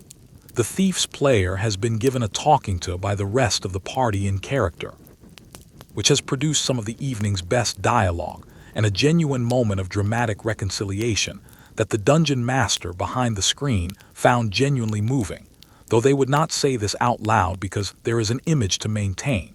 The soda is being refilled. Someone has made a run upstairs for more chips. Upstairs, one set of parents is watching television. They have been told there is a show tonight about the dangers of a game their child is playing in the basement. They are watching it. They are having feelings. In the basement, a story is being told that 5 people are making together, and it is going well, and everyone is laughing about the thief, and the third-to-last piece of a puzzle that has been building for 3 months is about to fall into place, and the night is very good. The backwards records panic, or the most inefficient evil in history here is the theory. Rock musicians, a significant number of them, had taken advantage of the recording process to hide secret messages in their songs. These messages, inaudible during normal playback, were encoded in the audio in reverse, meaning they could only be heard if the record was played backward. The messages, when heard, would influence the listener's subconscious in ways that the listener was not aware of and could not resist. The listeners most vulnerable to this influence were teenagers, who were presumably being corrupted in vast numbers by information their conscious minds never even registered having received. This theory was presented in the early 1980s with varying degrees of solemnity, in books, in televised news programs, in congressional testimony, and in the curricula of concerned parent workshops held in church basements and community centers across the country. It was taken seriously by adults who were serious people in serious contexts. It was believed. You are a teenager sitting in your bedroom with the record player, and you have just heard about this theory, and you have had the same immediate response that every teenager had upon hearing about it, which was to put a record on the turntable and drag the needle backward to see what happened. What happened was noise. Garbled, distorted, backward noise that sounded approximately like what you would expect a recording to sound like when played in a direction. The recording was not designed to be played. You listened to several sections. You invited friends to listen. None of you could hear anything that sounded like a coherent message. One of you thought you heard what might be a word if you were generous in your interpretation and had been told in advance what word to listen for. This is, as it turns out, exactly the relevant condition, and you had just discovered, without the assistance of anyone's psychology education, the most important thing about the backwards records panic. It could only work if you told people what to listen for first. The demonstrations conducted on television, at public forums, at parental concern meetings, followed a consistent pattern. The experimenter would announce that they were going to play a portion of a song backward and that it contained a hidden message. They would then play the backward audio, which produced the expected garbled noise. Then they would either show the alleged message on a screen or say it aloud. Then they would play the backward audio again. And this time, a significant portion of the audience would hear it. This is a well-documented property of human auditory perception. Tell a person what a sound is, and their brain will find it in the noise, will organize the available acoustic information into the pattern they have been primed to receive, much like the way you can suddenly see a face in a pattern of random marks once someone has pointed it out, and then you cannot unsee it. The pattern did not change. Your perception of it did, because you now have an expectation to satisfy. The backwards records panic was, in this sense, a live demonstration of confirmation bias conducted on national television, watched by millions of people who had not been given the conceptual tools to understand what they were watching, and whose conclusion from the experience was that the musicians were hiding evil messages in their work rather than that human perception is malleable, and that suggestion is powerful. The musicians, when asked about this, had various reactions. Some were genuinely baffled. Some found it funny. A few, who understood that the only response to absurdity adequate to the absurdity was more absurdity, deliberately put backward messages in subsequent recordings, recognizable phrases that were placed there specifically to be found, and that were entirely benign, just as a way of confirming that yes, you can put messages in backward audio if you try, and no, it means nothing about all the other recordings where you didn't. The teenagers following along at home had found an unexpected gift in the panic, a new activity. Weekend evenings now included sessions around the turntable where records were manually reversed, and the group would take turns interpreting the resulting noise, offering increasingly creative accounts of what alleged messages they were hearing, which became funnier as the evening went on. The adults had invented, in their attempt to protect you from subliminal corruption, an excellent and completely harmless party game. The record is on the turntable. Your friend drags the needle backward. Everyone listens very hard to the noise. Someone claims to hear something. Everyone disagrees about what. The argument is friendly, and the laughter is real, and nobody's soul is in any particular danger, the same as it was before any of this started. The parental advisory sticker, or the treasure map they built by accident there, is a moment in the history of every great miscalculation, when the people responsible for it look at the result of their efforts and see, clearly, that things have gone very differently than intended. For the architects of the parental advisory sticker, that moment may have come when they noticed that the albums bearing the sticker were consistently selling better than the albums without it, and that the demographic most responsible for driving those sales was precisely the demographic the sticker had been designed to protect. The sticker was small and black and white and bore the words parental advisory explicit content. It was the result of a campaign conducted in 1985 by a group of women with political connections and genuine concern about the content of popular music, who testified before Congress about song lyrics they considered harmful, and came away with a voluntary agreement by the recording industry to apply warning labels to albums containing explicit material.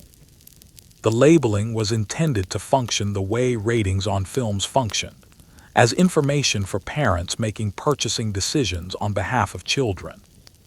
The parents would see the sticker and make informed decisions.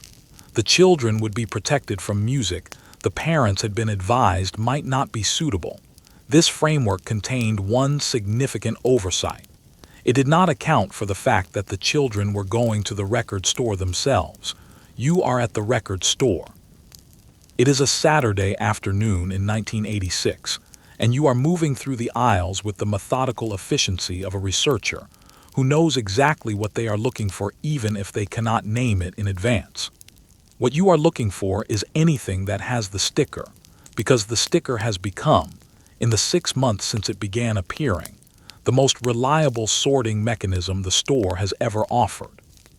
Before the sticker, you had to rely on recommendations from friends, on the covers, on the occasional review in a magazine you trusted. All of these were good systems, but imperfect. A friend might recommend something that was not actually what you were looking for. A cover might be misleading. A review might be written by someone whose taste differed from yours in ways that were not immediately obvious. The sticker is different. The sticker is a guarantee. It guarantees that someone, specifically the kind of person who organizes campaigns to put warning labels on music, found the contents of this album troubling enough to require notification. This is the best possible endorsement from your current vantage point. The kind of music that troubles the person who designed the sticker is exactly the kind of music you have been looking for. The sticker has sorted the entire store for you, and it has done it for free, and it has done it with a reliability that no other sorting mechanism could match, because it is powered by the specific and consistent aesthetic sensibilities of people whose aesthetic sensibilities are the precise inverse of your own. You bring the stickered album to the counter. The person behind the counter has seen this pattern before. They have seen it many times. They have started privately to think of the stickered section as its own category, a curated selection maintained at the expense of concerned parents and updated regularly by the recording industry's own internal processes. At home, the album goes on the player.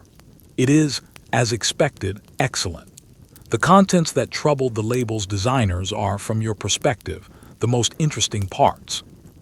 You have learned something about art from this transaction, which is that the things that make certain people uncomfortable are often the things that are actually saying something, and that discomfort in the right people is sometimes the most accurate signal of authenticity available. Your father finds the sticker on the album cover later in the week and looks at it with an expression that suggests he is trying to decide how he feels about this. He decides, eventually, that at least the system is working as designed, which is technically true even if the design is working in a direction its designers did not anticipate. The sticker remains on the album. You buy the next one when it comes out. The Valley Girl, or the terror of the credit card statement. You are at the mall. This is where you are supposed to be on a Saturday, in the same way that fish are supposed to be in water, in the same way that birds are supposed to be in the sky. The mall is your natural element. You know it the way migratory animals know their routes, in your body and your instincts, without reference to maps, able to navigate from any point to any other point by means that are less wayfinding and more possession. Your feet know where the food court is. Your eyes know, at a glance, which stores have gotten new inventory and which are running sales, and which have rearranged their floor plan since last weekend in ways that require updating your internal model. The accent that marks you as one of this particular tribe rises at the end of every sentence like a question that is not actually a question, like a statement decorated with uncertainty, even when there is no uncertainty present. This is not a flaw in your speech.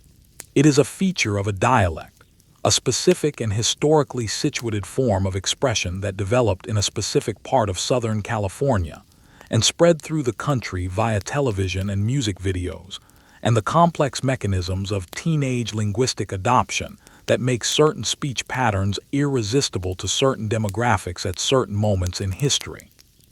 The linguists who study this kind of thing have noted that the rising intonation pattern, sometimes called the high rising terminal, has specific communicative functions beyond what it appears to be doing. It signals solidarity. It invites agreement. It keeps the conversational channel open, communicating that more is coming, that you have not finished, that the other person should remain engaged rather than treating the pause as a complete stop. In short, it is sophisticated social machinery deployed through a speech pattern that adults dismissed as airheaded, which is an irony worth sitting with for a moment.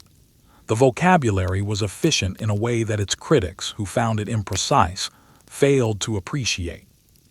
A complex set of evaluative distinctions, ranging across dimensions of aesthetic judgment, social approval, emotional response, and existential status, had been compressed into a small set of terms deployable in combination with tone and emphasis to produce meanings of considerable specificity.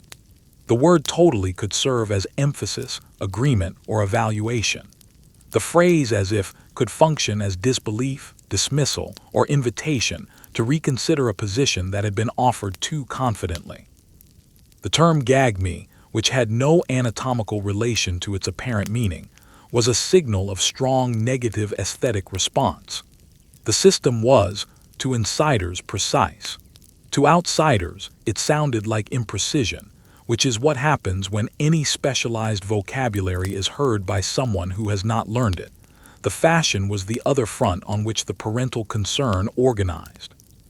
The acid-washed denim was expensive in the way that clothing becomes expensive when a specific manufacturing process creates a specific effect that is currently at peak demand, which means the price is whatever the market will bear, and the market is bearing quite a lot. The leg warmers were less expensive, but required constant maintenance, particularly the kind of maintenance that involves staying specific colors rather than becoming the casualty of a mixed-load laundry situation. The scrunchies were relatively economical. The oversized everything was occasionally achievable through the raiding of older family members' closets, a form of fashion economy that your parents supported without knowing they were doing it. The problem, from the parental financial perspective, was not any single item. The problem was the pace. Fashion moved fast, and moving with it required resources that replenished at a rate your parents had structured their budget around in a simpler era, before the tyranny of seasonal trend cycles had colonized their household accounts. Something was always new this week.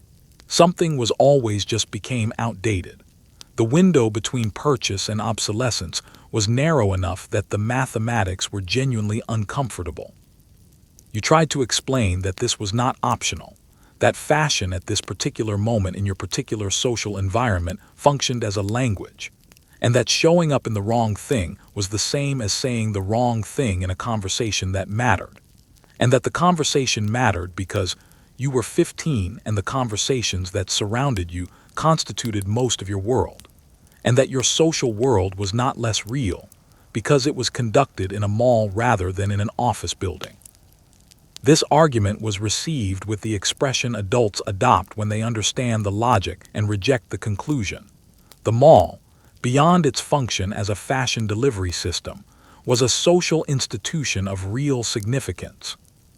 It was the town square of suburban America in the 1980s, the place where people gathered without needing a specific reason to gather, where conversations happened across social lines, where the different tribes of the high school's ecosystem ran into each other in the food court and negotiated the complex relationships between them in the medium of casual acknowledgement and careful spatial arrangement. The mall was where things happened in the sense that things happened in places where people congregated and information moved. You had knowledge about your social world that was gathered here, in this fluorescent-lit terrain, that could not have been gathered anywhere else, because the mall was where your social world came to be itself. Your father has looked at the credit card statement. The conversation this will produce is a known quantity. You are emotionally prepared for it, which is a form of resilience. The Madonna look, or the lace gloves heard round the world there, is a music video. You have seen it 7 times this week, because every time it comes on the television you sit down for it. And it has come on quite a bit, because the song is doing well and the video is the kind of thing that people keep coming back to, which is the whole point of a music video done right. The artist at the center of it is wearing things that are yours to examine and catalog. The fingerless lace gloves, the crucifixes worn in multiples without apparent religious intention, the tulle and the rubber bracelets stacked from wrist toward elbow, the teased and colored hair, the expression that is best described as the face of someone who knows exactly what they are doing and has decided to do it anyway regardless of what you think about it. By the following weekend, a variation of this outfit has appeared in 3 separate bedrooms within a 2-block radius of yours, assembled from craft stores and mother's jewelry boxes and the back sections of accessory shops that have suddenly become interesting in new ways. The fashion is fast when fashion has a clear point of origin and a cultural moment behind it. The crucifixes were the flashpoint, as they so often are when sacred objects migrate into aesthetic contexts. The cross had a long history as a fashion item, independent of its religious significance, but the particular way it was being deployed here, in multiples, layered, worn with lace and rubber bracelets in contexts that were clearly not ecclesiastical, activated a specific form of generational alarm in people for whom the object had primary meaning that pre-existed its decorative use. Your grandmother called. The conversation was educational. You explained that it was just a look, which was true, and that the symbol was beautiful, which was also true, and that you were not doing anything disrespectful, which was your genuine belief even if it did not land with the force of a reassurance in the direction you intended it. Your grandmother explained her feelings about the cross, which were different from yours, and which deserved the courtesy of being listened to even if they did not ultimately change your wardrobe. This is a negotiation about meaning, which is a thing that happens constantly in culture, and that is almost never described as a negotiation about meaning, but instead as a teenager doing something provocative and a parent or grandparent objecting. The negotiation is real. The meanings are multiple. The object carries more than one set of associations simultaneously, the way most important objects do, and different people attend to different layers depending on their history with the thing. What was underneath the specific object of controversy was the larger thing that made parents genuinely, if not always accurately, nervous. The model the artist offered was a model of female self-possession that was genuinely new in popular culture in the way it chose to be new. The woman at the center of this aesthetic was in charge of herself in a way that was visible in every aspect of her presentation, from the deliberate construction of the image to the songs that spoke directly to the question of who gets to decide what a woman is and does and wants, and how she is seen. The answer the artist offered was clear and was delivered at considerable cultural volume. She decides. For teenage girls watching this, the effect was electric in the specific way that things are electric when they confirm and amplify something you already felt but had not seen expressed outside yourself. You already felt at 15 that you should be in charge of yourself, that your choices were yours, that your image belonged to you rather than to the expectations of others. The videos confirmed this feeling and gave it form, gave it a visual language and a soundtrack. For parents watching the same material, the electric charge ran in the opposite direction. The same self-possession that empowered their daughters alarmed them, not because they wanted their daughters to be less capable or less confident, but because the specific content of the confidence was pointed in directions that felt new and therefore uncertain, and uncertain felt like risk. The bracelets are stacked up your arm. The bows are in your hair. The lace gloves are on. You look exactly the way you intended to look. The confidence that goes with the outfit is yours, assembled from the same materials as the outfit itself, borrowed and made permanent. The Preppy Kid, or the quiet terror of the brand nothing about you is loud. This is the point. Where other teenagers announce themselves with volume, with unusual hair, with aggressive aesthetics designed to occupy space and challenge assumptions, you have made the opposite calculation. You have decided that the most powerful statement available to you is the statement made by quality, by the right label worn correctly, by the polo shirt in the precisely correct shade at the precisely correct level of wear, by the chinos pressed to a crease that communicates attention without announcing it, by the whole presentation of a person who inhabits their clothes the way an heir inhabits an estate, with the ease of someone who has always lived there. The collar is up. Not all the way up, which would be trying too hard. The amount up that communicates that this is how you wear it, not how you were told to wear it, the slight adjustment that turns a garment into an expression rather than a costume. The sweater over the shoulders has the arms tied in a loose knot that took 4 attempts this morning to achieve exactly the right degree of casualness. The knot that does not look tied, that looks like it happened on the way out the door during a life lived with the effortless good fortune of someone who does not have to think about these things. Even though you think about them extensively, you have opinions about brands. This is perhaps the defining characteristic of the preppy teenager, and it is the one that most confused the adults who thought the brand allegiance was about vanity when it was actually about a much more complex form of social literacy. The right brands were a language, a set of signals that communicated information about who you were, where you came from, what your values were, and what social world you inhabited or aspired to inhabit. They were not arbitrary. The wrong brand in the wrong context was a mistake with specific social consequences, not because anyone was cruel about it, but because the mistake revealed a lack of the relevant knowledge, and the relevant knowledge was the point. This is what all fashion does, regardless of the subculture. It encodes and transmits social information. The Metal Kid's battle jacket is as precisely communicative as the Preppy Kid's polo shirt. They are simply communicating in different languages to different audiences. The difference is that the Preppy Kid's language was not considered a subculture, but rather an aspiration, the costume of mainstream success. An aspirational dress attached to success fantasies generates a specific form of criticism that dress attached to countercultural identity does not, because aspiration is supposed to be healthy and wholesome. And when it becomes this specific and this brand conscious, it starts to look like something that requires examination. Your parents were, initially, relieved. After the teenage uniforms of the other kids on the street, which they found variously alarming and baffling, here was a child in clothes they could explain to other adults without hesitation. The polo, the chinos, the boat shoes, these were garments with recognizable social history. Garments that belonged to a world of country clubs and tennis courts and collegiate traditions that represented, even if your family had no particular connection to any of those institutions, a set of values associated with stability and achievement and a certain kind of future. The problem arrived in the store. The specific shirts your child required were not available in the versions that the budget they had in mind for shirts would accommodate. The correct shirt cost 3 times what a shirt of equivalent physical properties cost without the logo. The logo was not decorative.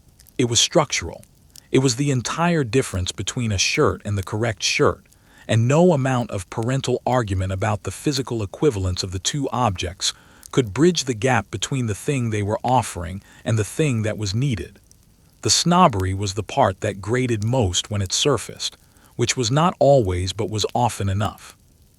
The preppy worldview carried, in its most developed form, a hierarchy that sorted people by the signals they emitted, and you had absorbed enough of that hierarchy to have developed opinions about other people's clothes that were occasionally expressed in ways that made your parents uncomfortable. Not because they disagreed with the general principle of having aesthetic standards, but because the application of those standards to other people's inadequate footwear seemed like a use of discernment they had intended to teach for different purposes. Underneath the catalog aesthetic, something real was happening, which was the very human activity of trying on a desired future, of dressing for the life you hoped to have rather than the life you currently had, of using clothing as a form of optimism. Every subculture does this. The punk who wears the costume of rebellion is dressing for the world they want to live in. The preppy who wears the costume of effortless success is doing the same. The futures are different. The impulse is identical. The collar is still up. The sweater is tied just right. You are, in every visible way, exactly who you want to be, or at least the costume of exactly who you want to be. And at 15, that distance between costume and reality is smaller than it will ever be again, because belief makes a better bridge than certainty. The mall rat, or the ancient art of loitering professionally here, is what you are doing at the mall. Nothing. This is the honest answer, and also the answer that is most inadequate to the reality of what nothing involves when you are a teenager, and the mall is your available territory. Nothing at the mall is a full-spectrum social activity. It is conducted in groups. It moves through the space with the apparent randomness of browsing and the actual purposefulness of people who know exactly where they are going, because they have been there every weekend for months, and have developed a knowledge of the terrain that rivals the knowledge of people who work here. You know which entrance the security guard checks least frequently. You know the exact acoustic quality of the food court versus the quieter corridor outside the bookstore, and you choose between them depending on whether the conversation of the afternoon calls for a backdrop or a private setting. You know which store will let you try on things you have no intention of buying, which store will shadow you with suspicious attention from the moment you enter, and which will ignore you completely because they have given up on the demographic entirely. You know where the outlets are if your Walkman battery is dying. You know where the good bathroom is, and that the one near the entrance to the department store should be avoided. This knowledge was not given to you. You accumulated it through experience, through the patient accumulation of Saturday afternoons, through the trial and error of navigating a social space with its own rules and its own rhythms, and its own population of regulars who recognize each other across the weeks. The food court was the center of operations, the hub around which everything else was organized. A single order of something, split between people who each put in whatever they had, sustained a table occupation of 2 to 3 hours without anyone particularly noticing or objecting, because the turnover at food court tables was a concern for the dinner rush, and the dinner rush was hours away, and you were not going anywhere anyway. The table was a fixed point in the afternoon social geography, the place people returned to after excursions, the place where news arrived and was processed, where alliances were maintained and occasionally renegotiated, where the afternoon's events were interpreted and stored for later reference. The Orange Julius was a ritualistic beverage in the economy of this world, and the pretzel from the pretzel stand was its appropriate companion. These items did not require a significant financial investment, which was important because the financial investment available on any given Saturday was not significant. The mall, for the teenager who had mastered its use as a social environment rather than a retail experience, was essentially free. You could be here for 6 hours and spend less than $3, and those 6 hours could be among the most socially consequential of the week. The mall management had opinions about this arrangement that were not aligned with yours. The concerns of mall management centered on a concept sometimes called shrinkage, the polite industry term for theft, and on the less polite concept of a space that appeared to attract teenagers who bought little and lingered long, and whose presence was anecdotally associated with certain other customers feeling uncomfortable. The security guards, whose khaki pants and official-looking badges positioned them awkwardly between genuine authority and the obvious reality of being a person whose daily work consisted of asking teenagers to stop sitting on the floor, were the front line of an ongoing negotiation between an institution that wanted paying customers and a population that found the institution useful for reasons unrelated to paying. The deterrent strategies deployed were impressive in their failure. The benches in high-traffic teenage congregation areas were redesigned with armrests at intervals that prevented lying down, which solved a problem that had not been particularly notable. The music in certain areas was changed to styles calculated to be unappealing to the teenage ear, which was not ineffective in theory, but which was also not effective in practice, because you simply relocated slightly and continued doing nothing in the new location. Signs were posted. The signs were noted and not obeyed. The fundamental problem was that teenagers had something the mall wanted, which was time, and the mall had something teenagers needed, which was space, and neither party could force the other's hand because the transaction was entirely optional on both sides and neither was sufficiently motivated to change it. Your parents worried about the mall in the vague way that parents worry about places they cannot supervise. They imagined the worst, which was not entirely irrational given the era and the media environment, but which was not particularly well calibrated to the actual activity taking place, which was talking mainly, watching, being watched, conducting the business of being in each other's company in the easy, slightly purposeless way that requires a specific kind of low-stakes environment to unfold properly, and that is, for a certain age and a certain social stage, one of the most developmentally important things a person can do. The mall was where you learned to be in the world. It was small, controlled, contained, familiar, and safe in the way that the full adult world was not yet safe. It was practice. You are leaving now because it is getting to the time when parents expect you home, and the mall has given you what it had to give today. You will be back next Saturday. The Skater Kid, or the city belongs to anyone who can ollie you have walked this block 17 times, not walked it in the way of someone going somewhere. Walked it in the way of someone studying it, cataloging the features of a curb cut near the parking lot entrance, the gentle slope of the sidewalk between the mailbox and the fire hydrant, the ledge outside the bank that is approximately the right height and the right material, the rough question of whether the security camera at the corner angles far enough to see the ledge from where you would need to be standing to use it. The board is under your arm. The board is in the way of things that are both tool and identity, both of those things simultaneously and inseparably. The grip tape on the top surface is worn in exactly the places that wear happens when you put your feet the way you put your feet, which is a specific imprint of your particular stance that could not be replicated exactly on anyone else's board, a physical record of your specific relationship to the object.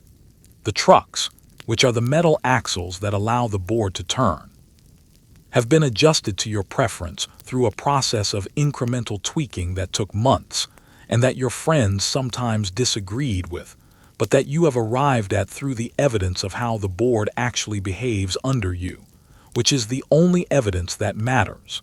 The stickers on the underside of the deck are not decorative in the way that decorations are optional. They are communicative in the way that all the clothing and objects in all the subcultures of this decade are communicative, a map of allegiances and aesthetics, and the specific visual language of skateboarding culture, which has its own artists and its own graphic traditions, and its own way of putting images together that is distinct from everything else happening in youth culture simultaneously. Skating in the 1980s was experiencing a transformation from a California beach activity into something different, something that belonged to asphalt rather than to the coast, to cities and suburbs and anywhere that had concrete surfaces and the creativity to see them as terrain. The empty swimming pool, drained for whatever reason and sitting useless in someone's backyard, was a holy object to the skater, a curved concrete surface that allowed for a kind of riding that flat ground did not. And finding one required the kind of urban reconnaissance you had been conducting on this block for the last 20 minutes.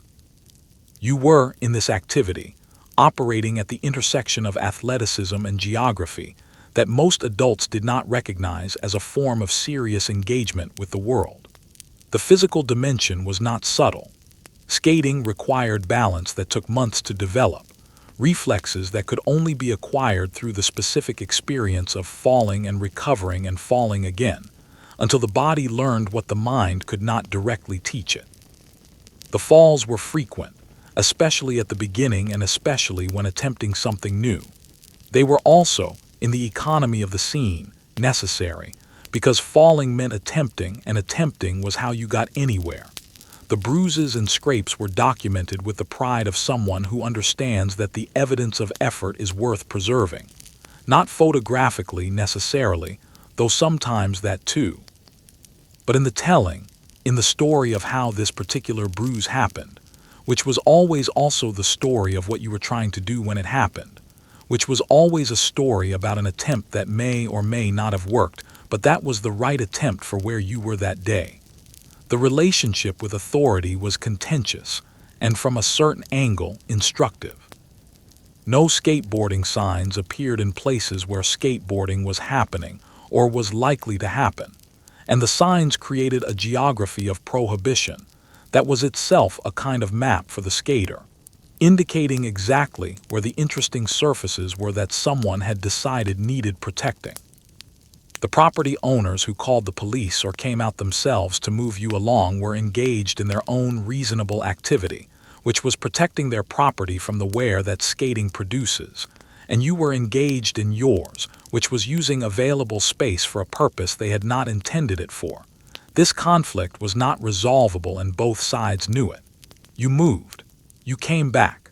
They moved you again. The city was a negotiation, and you were negotiating it from the position of someone who had looked at its surfaces and seen things that the people who designed them had not intended to put there. Your parents received phone calls. The calls were from people named Gary, or people with a similar quality of aggrievement, who had observed you at a location where you should not have been. The calls required your parents to apologize on your behalf and to have conversations with you that followed a pattern too familiar to surprise either of you anymore. You listened, agreed to the essential points, and felt that the gap between what the calls described and what the experience had actually been was so large that no conversation could quite bridge it. The gap was real. You were not causing harm. You were causing inconvenience, which is a different thing, though the people inconvenienced are not always interested in the distinction. The board is under your arm. The ledge outside the bank is exactly the right height. You will have 17 seconds at most before someone comes out. That is enough. The surfer kid, or everything works out, man, the alarm did not need to go off. You were already awake at 5:45, because the light through the curtain was the specific quality of light that means the conditions might be right.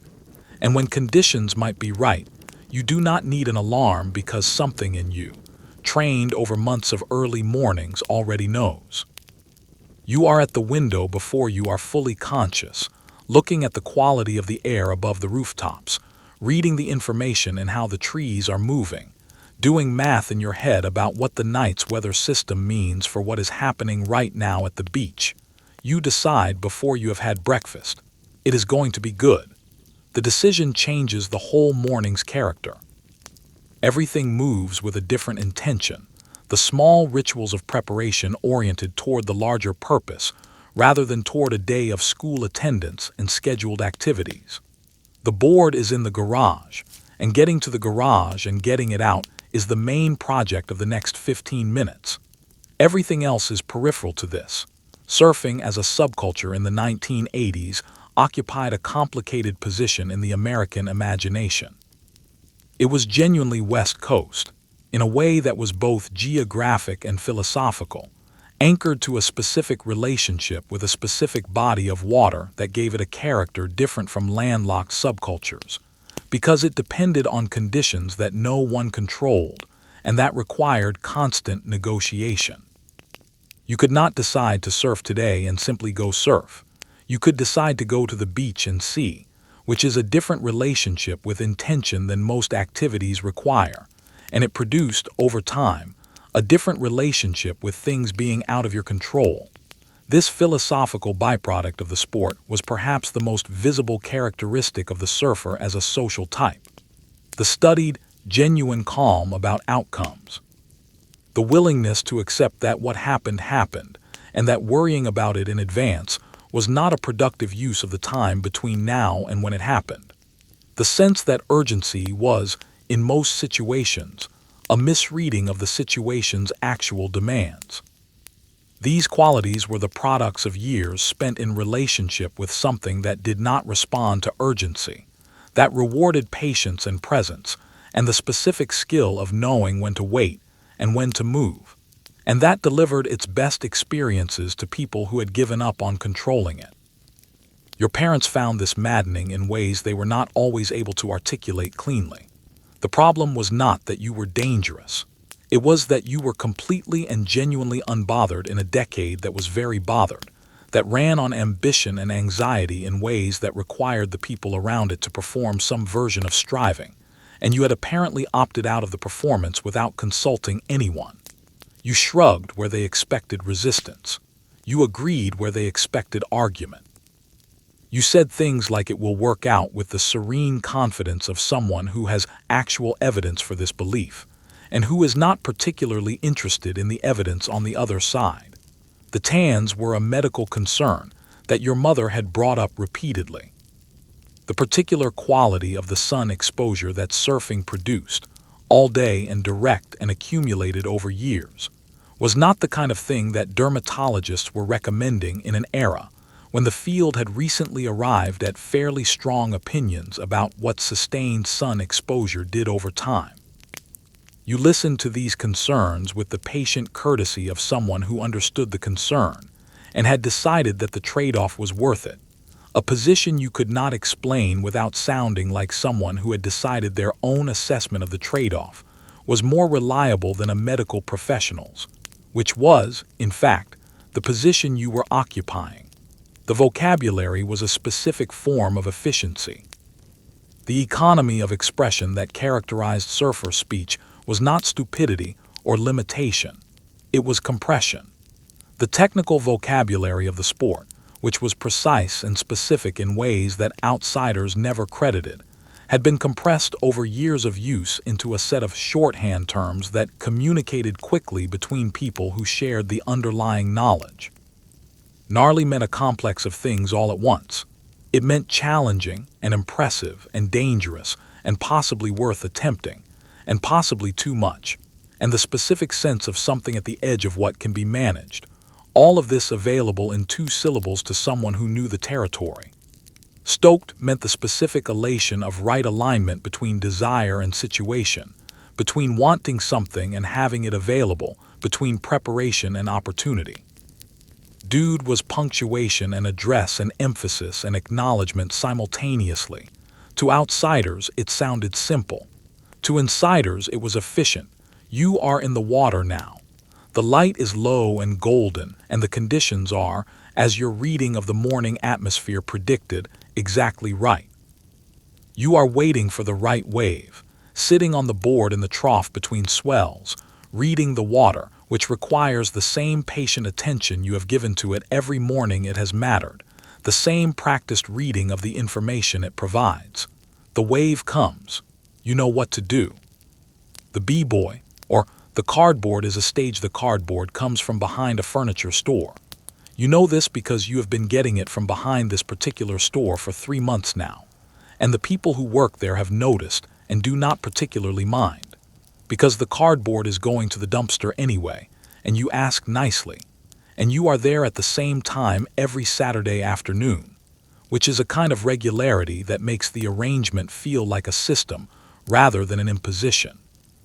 You take the best piece, the flattest, the one with the most area, the one with the structural integrity to survive an afternoon's use without tearing along the fold lines.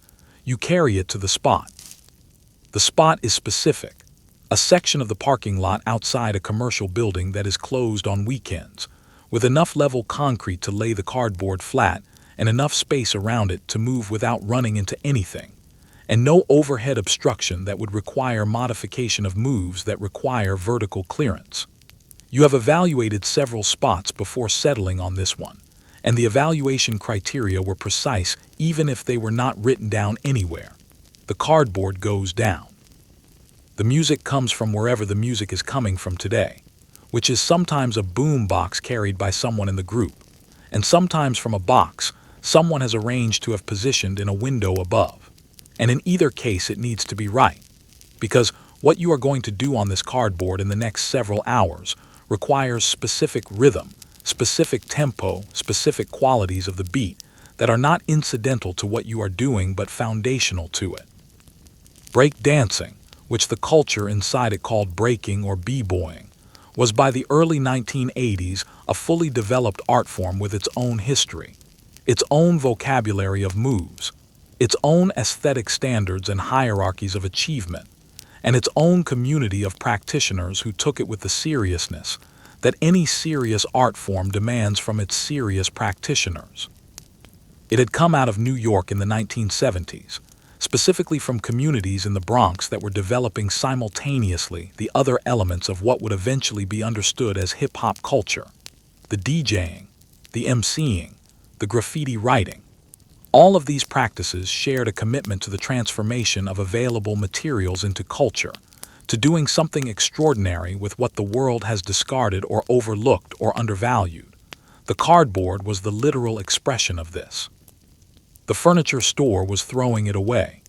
You saw in it a surface, a stage, a platform for something that would not otherwise have anywhere to happen. The moves had names that were their own vocabulary, a specific language of technique that told practitioners exactly what was being discussed, and told outsiders that a language existed that they did not speak.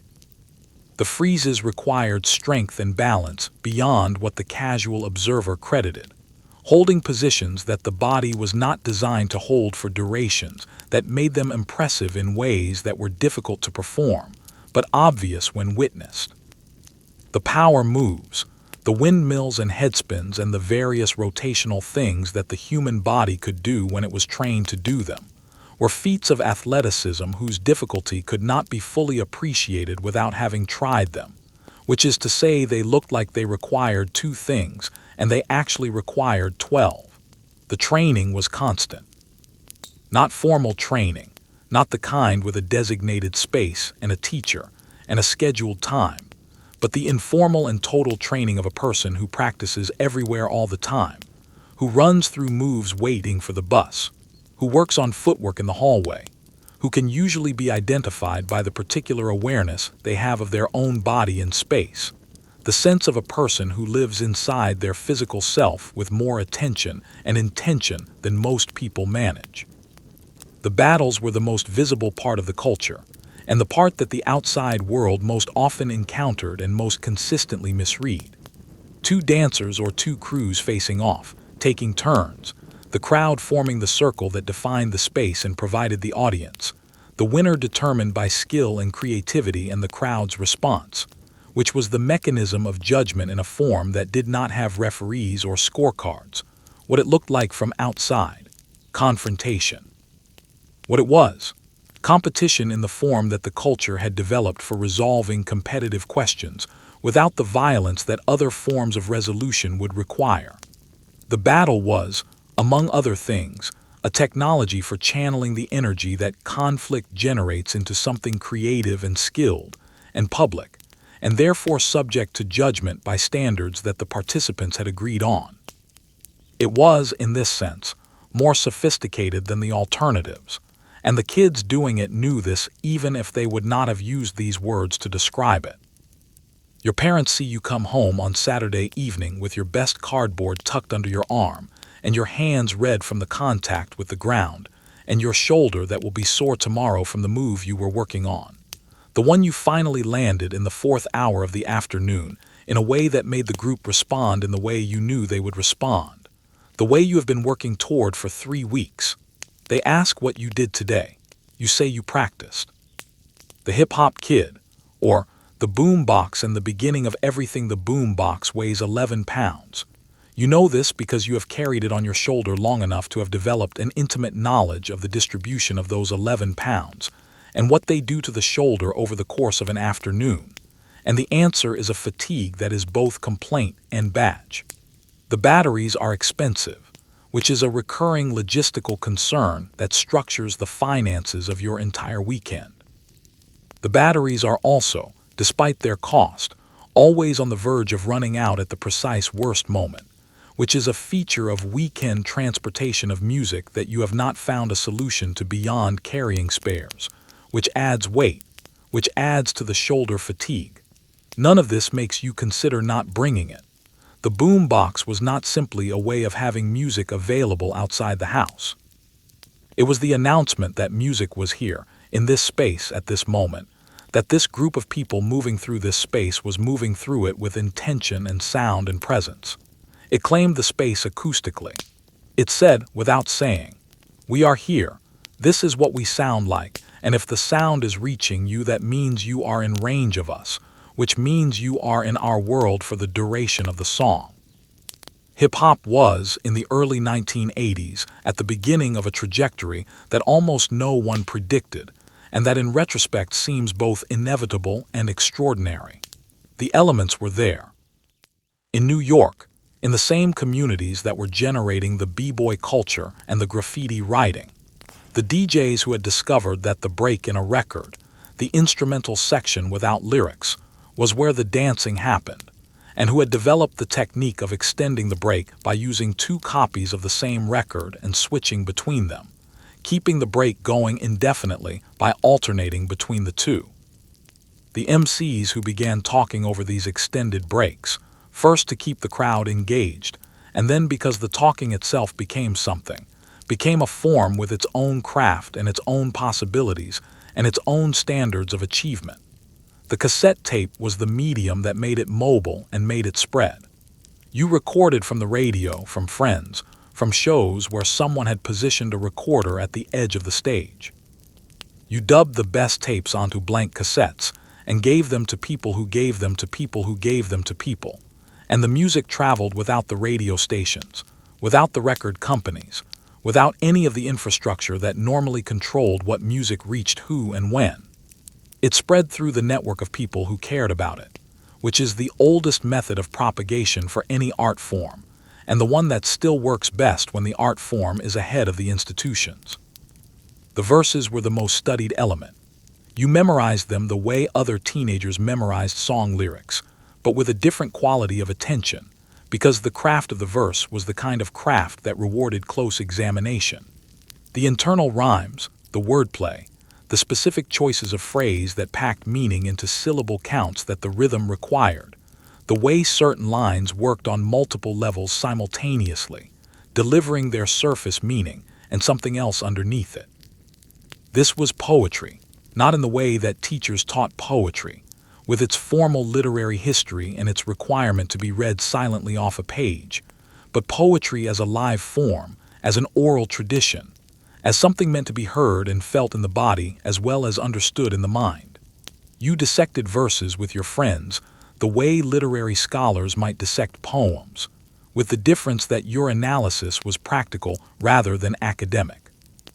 You were studying in order to do, not in order to produce analysis.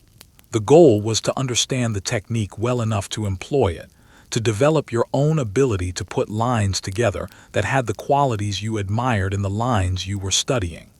This was apprenticeship to a craft, and it was self-directed and rigorous even without a formal structure to contain it. Your parents heard the music from the boom box and heard, as people hear anything they encounter without the context that makes it meaningful, noise with rhythm. They could not hear the verse craft. They could not hear the tradition it was drawing from. They could not hear the specific observations about specific experiences that made the music speak to you and your friends in the way that music speaks when it describes a world you actually live in. They heard a speaker, loud in a style unfamiliar, with words coming too fast for comfortable comprehension. They asked you to turn it down. You turned it down. You turned it back up when they went inside. The boom box is on your shoulder.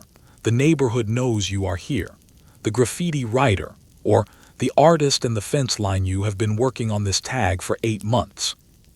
Not the tag as you deploy it, the quick and practiced mark that can be completed in 7 seconds in adequate conditions, because 7 seconds is roughly the time you have identified as the operational margin in the locations where it most matters. The tag as you deploy it is the finished product, the result of the 8 months of iterative design that began with the letters of your name and ended, through hundreds of pages of notebook sketches, with something else, something that contains those letters in a way that another person who knows the culture can read, and a person who does not know the culture will see as design, as pattern, as a mark made with intent, even if the specific meaning is not available to them. The notebook is kept under your mattress, not because you are hiding it, or not only because you are hiding it, but because it is the document of ongoing work, and the ongoing work is private in the way that works in progress are private, not finished enough to invite criticism, too personal to display casually. The notebook has drawings in multiple stages of development. Rough letters in pencil, refined letters in pen, letters with fill and shadow, letters in combination with other elements, letters in arrangements that are beginning to be pieces rather than tags, the more elaborate full composition works that require longer time and better conditions, and produce results that you think about with a particular quality of ambition. Graffiti writing had a culture that the mainstream never quite decoded, because the mainstream's account of it stayed at the level of the mark on the wall and never reached the practice, the learning process, the community, the standards, and the history that made the mark on the wall meaningful to the people who made it and evaluated it. From outside, graffiti was vandalism, a word that accurately described one legal fact about the activity while missing everything else about it. From inside, graffiti was a practice with a history going back to the early 1970s, and with its own traditions, its own aesthetic standards, its own hierarchy of respect based on skill and daring and creativity and consistency, its own publications and documented history and ongoing conversations about the evolution of styles and approaches. The styles were real art in the full sense of the word. The letter forms that graffiti writers developed in the 1970s and 1980s were genuinely innovative explorations of typography, of the relationship between letter form and image, of the possibilities of color and dimension in a medium that was applied quickly and often in difficult conditions. Techniques for producing dimensional effects, for blending colors into gradients, for integrating figures and abstract elements into letter form-based compositions, were developed empirically through practice and shared within the community through direct observation and the exchange of sketches. The best writers were producing work that would eventually be recognized in galleries and museums and academic writing about the history of visual art as significant. In 1984, they were mostly recognized as problems. The walls of the city were the gallery, which was the fundamental conflict. The city had owners and managers and various authorities with jurisdiction over its surfaces, and those surfaces were not available for galleries without permission. And permission was not being sought in advance because the nature of the practice required both the element of surprise and the element of illegality for the full cultural logic to function.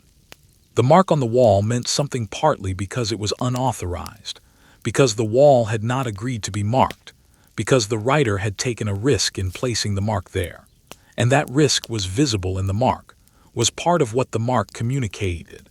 This is not an argument for vandalism.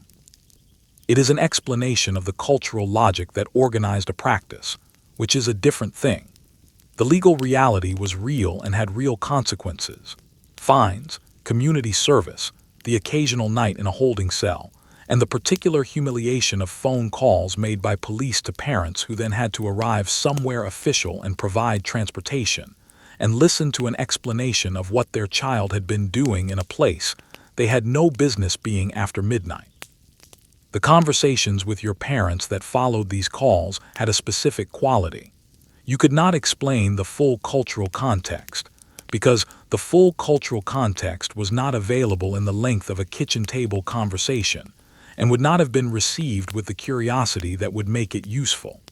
You could say it was art and be met with the response that there are places for art that do not involve trespassing.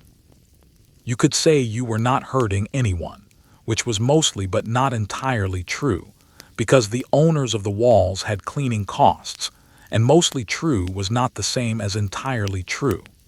You could say the city was full of people who had no voice, and that marking the city was a way of insisting on existence in a space that otherwise pretended you were not there. This last argument was the most accurate and the least useful in the immediate conversational context, because it required your parents to expand their frame from the specific incident to the broader conditions that organized the practice, and that expansion was not available in the late evening of a night that had not gone well. The sketch in the notebook is almost finished. Next Saturday, conditions permitting, you will put it on the wall behind the parking structure on 7th Street, in a spot you have been thinking about for 3 weeks, and it will be there when the sun comes up, and the people who know what they are looking at will see it, and some of them will photograph it, and some of them will share the photograph and your name, the version of your name that belongs to this practice, will travel to people you have never met who will have opinions about it. That is enough. For now, that is everything. The low rider culture, or 5 miles per hour and every inch of it intentional. The car has been in the garage for 2 years, not continuously, not unmoved, not untouched. But the car as a project, the car as a work in progress, the car as an ongoing commitment of time and money and attention and pride, has been in this garage for 2 years, and in that time, it has been transformed from the thing it was into something else, Something that took longer than expected and cost more than budgeted and consumed more Saturdays than your parents initially understood were going to be consumed. And that is, in its current state, exactly what it was supposed to become. The paint is the first thing you notice. Custom color, mixed to a specific specification developed through conversations with the person who applied it about what exactly the color needed to be, what qualities it needed to have in different light conditions, what depth it needed to show when you looked at it at an angle versus straight on. The clear coat over the color is multiple layers, each applied and buffed before the next one went on, producing a finish that is so far beyond what the car had when it left the factory that calling them both paint is the kind of understatement that makes careful people wince. The car glows in a way that paint is not normally described as glowing. The chrome is the second thing. Every piece of chrome on this car has been polished to a reflective quality that would allow you, if you positioned yourself correctly, to use it as a mirror. The bumpers, the trim, the custom details added specifically for this car, the wheel centers, the door handles, all of it reflective enough to show you the surrounding environment in miniature, to give the impression that the car is surrounded by small reflected versions of the world it's moving through. The polishing is a practice, not a one-time event. It requires regular maintenance to sustain, and the regularity of the maintenance is itself a form of commitment, a weekly renewal of the relationship between the builder and the built thing. The hydraulics are the third thing, and the thing that made people stop. The suspension of this car had been modified with a system that allowed it to be raised and lowered electrically, that could make one side go up while the other went down, that could produce the bounce that is the most visual and most famous characteristic of the low rider, the rhythmic up and down of the chassis that turned the car into a kinetic object, a thing in motion, even when it was not moving down the street. The system required mechanical skill to install and maintain. It required electrical knowledge. It required an understanding of how the car's structure worked and how modifications to one part of that structure affected other parts. The kids who built these systems were doing work that required genuine engineering competence. The cruise was the social event that the culture organized around, and the cruise was unlike anything else in the social lives of the other subcultures discussed in this account, because it was conducted at a pace that was exactly the opposite of everything else going on. The boulevard at evening, the row of prepared cars moving slowly in formation, the windows down, the music at the appropriate level. The people inside turned toward the street, and the people on the street turned toward the cars, a mutual display that was also a greeting, a regular gathering of a community that expressed itself through a practice so specific to its own logic that it required some immersion to understand. The outside world encountered this culture, most often through incomprehension, and through the assumption that incomprehension licensed. A group of young men driving expensive custom cars slowly along a public street was something that should have been recognized as a display of pride and craftsmanship and community, and was instead frequently treated as something else, something suspicious, something that required monitoring or dispersal, and this treatment said nothing about the culture, and quite a lot about the people doing the treating. The cars were the product of hundreds of hours of skilled labor. The builders were people who had learned real skills in real domains, and had applied them with real standards of excellence to produce objects that were genuinely beautiful by any honest assessment. The cruise was a public showing of those objects in a social context that gave them meaning beyond the purely technical. The response they often received was not the one the work deserved.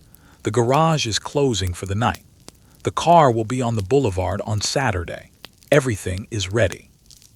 The Ska Kid, or impossibly cheerful in checkerboard something, is wrong. That is your father's first response when he opens the door and finds you standing there in a hat that belongs to a different decade, wearing a suit that fits with the slightly excessive precision of a suit that has been taken to a tailor, which you have in fact done, because the suit matters and the fit is part of what makes the suit the thing it is rather than just clothes. Something is wrong because the expected categories do not apply. He has been prepared by the general cultural environment of parenting a teenager in the 1980s for several possibilities: the all-black, the spikes, the torn, the loud logo, the brand saturated, the aggressively casual. He has not been prepared for the immaculate. He has not been prepared for the suit. He has not been prepared for the checkerboard hatband and the pork pie sitting at the exact angle that communication requires. Not too rakish, not too conservative, the angle that says, "I know exactly what I'm doing." He asks where you are going. You tell him you're going to a show. He looks at the suit. He nods very slowly, in the way of a man who has decided that the category his child now occupies is simply not one he has been equipped to process, and that this is probably fine. Two-tone ska arrived in the United Kingdom in the late 1970s, carried by bands from the Midlands, who had absorbed the ska and rocksteady that came from Jamaica through immigrant communities, and fused it with the energy of punk, the result being something that had brass and bounce, and a political consciousness rooted in the specific experience of young people watching their communities fragment under economic pressure and racial tension. The two-tone label, the name referring to the black and white imagery that pervaded the aesthetic, and that had a specific meaning in the context of the band's multiracial compositions, became one of the most distinctive and coherent cultural packages of the era. By the early 1980s, it had reached America, and American teenagers who found it were finding it the way all youth cultural imports are found, through older siblings who had been to England, through import record sections, through the particular magnetic efficiency of word of mouth between people who are actively looking for something. What they were finding was music that was genuinely different from everything else in the available landscape. It had horns, real horns, trumpet and trombone and saxophone that gave the sound a brightness and a warmth that the guitar-based alternatives did not have. It was unambiguously, infectiously danceable in a way that made the body's response not a choice but a reflex. And it was cheerful, genuinely cheerful, in a way that had political content underneath it, but that wore the cheerfulness as the primary face, which was its own form of resistance in a cultural moment characterized by either anger or darkness. The dancing was the thing that distinguished the experience physically from anything else. Skanking, which was the term for the specific dance the music generated, looked to the uninitiated like someone performing an exaggerated running motion while staying in place, the knees high, the arms pumping with a slight offbeat emphasis, the whole body moving with a somewhat frantic energy that was made infectious by the degree of commitment it required. You could not skank half-heartedly. The dance demanded your whole participation, and the whole participation produced a specific physical state at the end of a set that was a combination of exhilaration and cardiovascular effort. You skank in unexpected places. This is a known characteristic of the Ska Kid, that the music's rhythms are persistent enough to activate the response even when you are not in a venue, that a specific song coming over a radio at a grocery store or in a car can produce an involuntary transition to at least the preparatory stages of skanking, which has to be suppressed or accommodated depending on the setting. At the kitchen table, when a ska song came on the radio unexpectedly, you had suppressed it, mostly. The political content of the music was sincere and was taken seriously by the people inside the scene, and the scene built around it was genuinely invested in the ideas of unity and community that the music articulated. Shows were welcoming in the specific way that welcoming looks when it has been chosen rather than defaulted to, when the people in the room have actively considered who belongs there and decided the answer is everyone, which produces a different quality of welcome than the one that simply means we have not thought about this. Your parents could not figure out whether to be relieved or suspicious. You were going to a show in a suit. You came home still wearing the suit, which was impressive by the standards of what shows usually did to clothes. You were happy in a specific and communicable way. None of this fit the expected shapes. The hat went back on its shelf. The evening had been exactly what it promised to be. The mod revival kid, or more mirrors than strictly necessary. The scooter has 19 mirrors.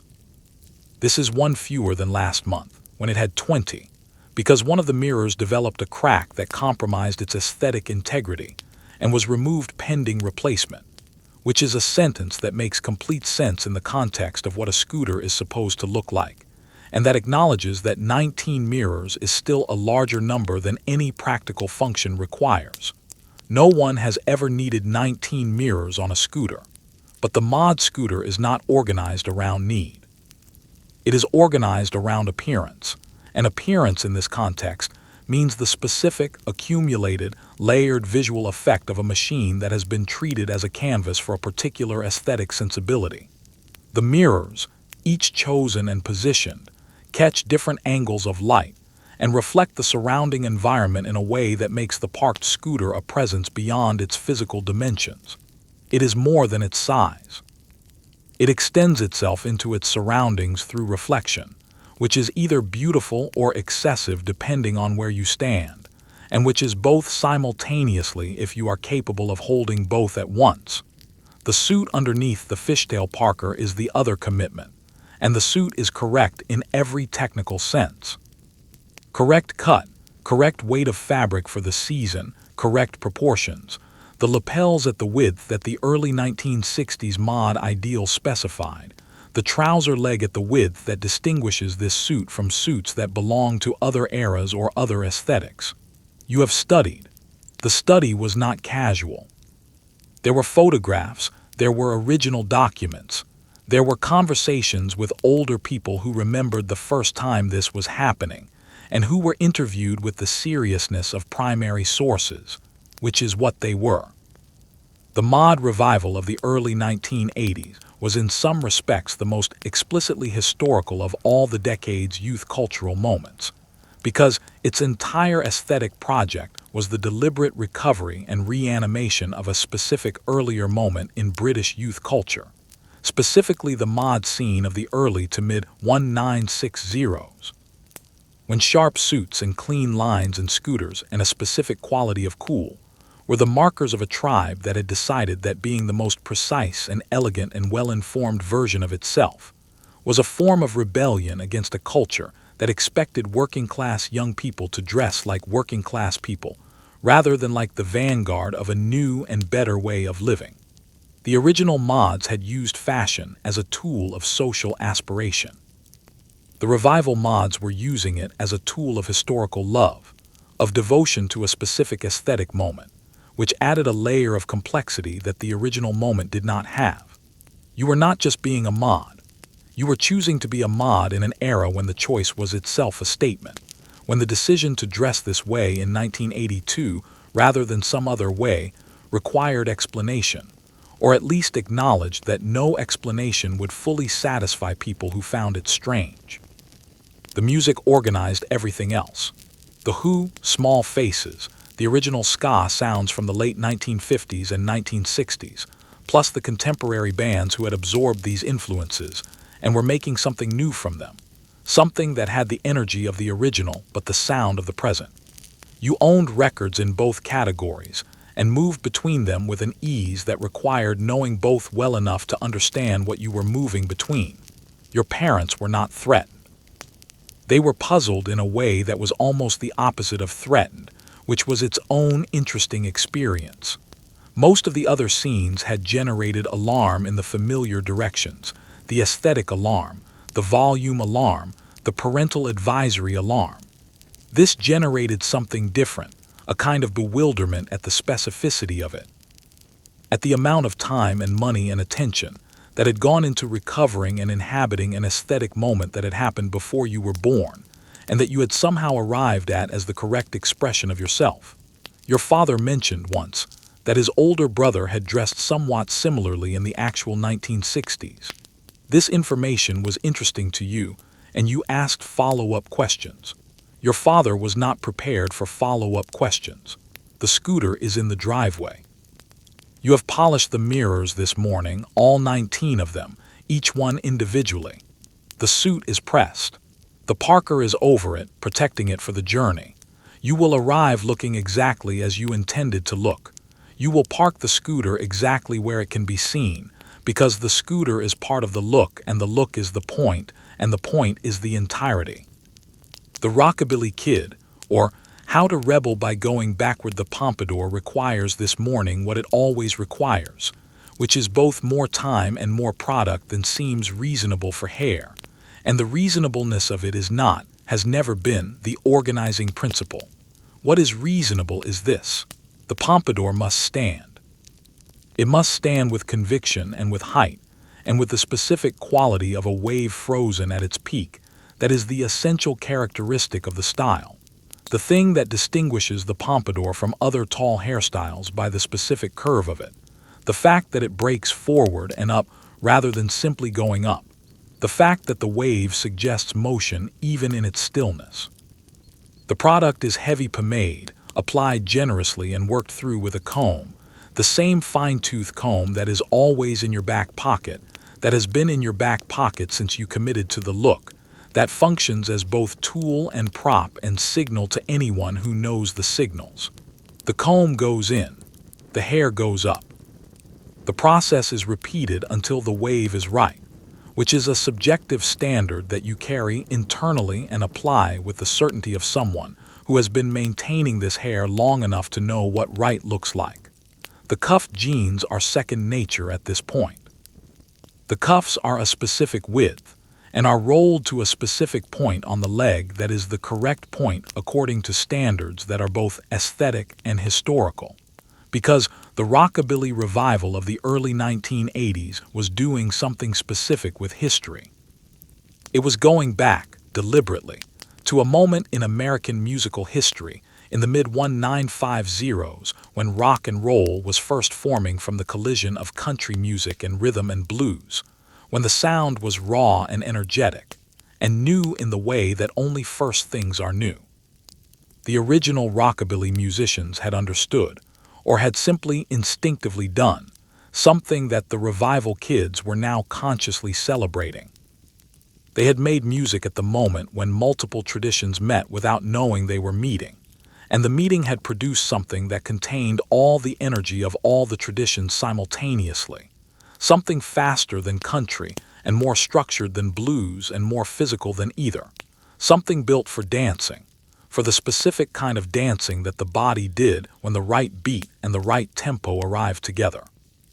The psychobilly offshoot, which took the rockabilly template and introduced horror imagery and a considerably more aggressive energy, represented the evolution that underground cultures always produce. Someone takes the original form and asks what happens if you push it somewhere the original never went, and the result is a new thing that contains the old thing and does something else with it simultaneously. Your relationship to this music was the most personal thing about you, which is always true of the music that really gets to you, the music that you encountered at exactly the right moment in your development, and that reorganized something internal in a way that felt like recognition rather than discovery, like finding something that was already yours rather than encountering something new. The bands that mattered to you required research to find. This was before the internet made research easy, before search engines made discovery passive. Finding the right music in 1983 required work. Word of mouth, record store recommendations from people who had identified you correctly as someone who would want this, import sections, the occasional mail-order catalog from small labels that existed specifically to serve people who wanted exactly what you were looking for. The effort of finding the music made having it feel different than music that arrived without effort, and you kept careful track of what you had found and how.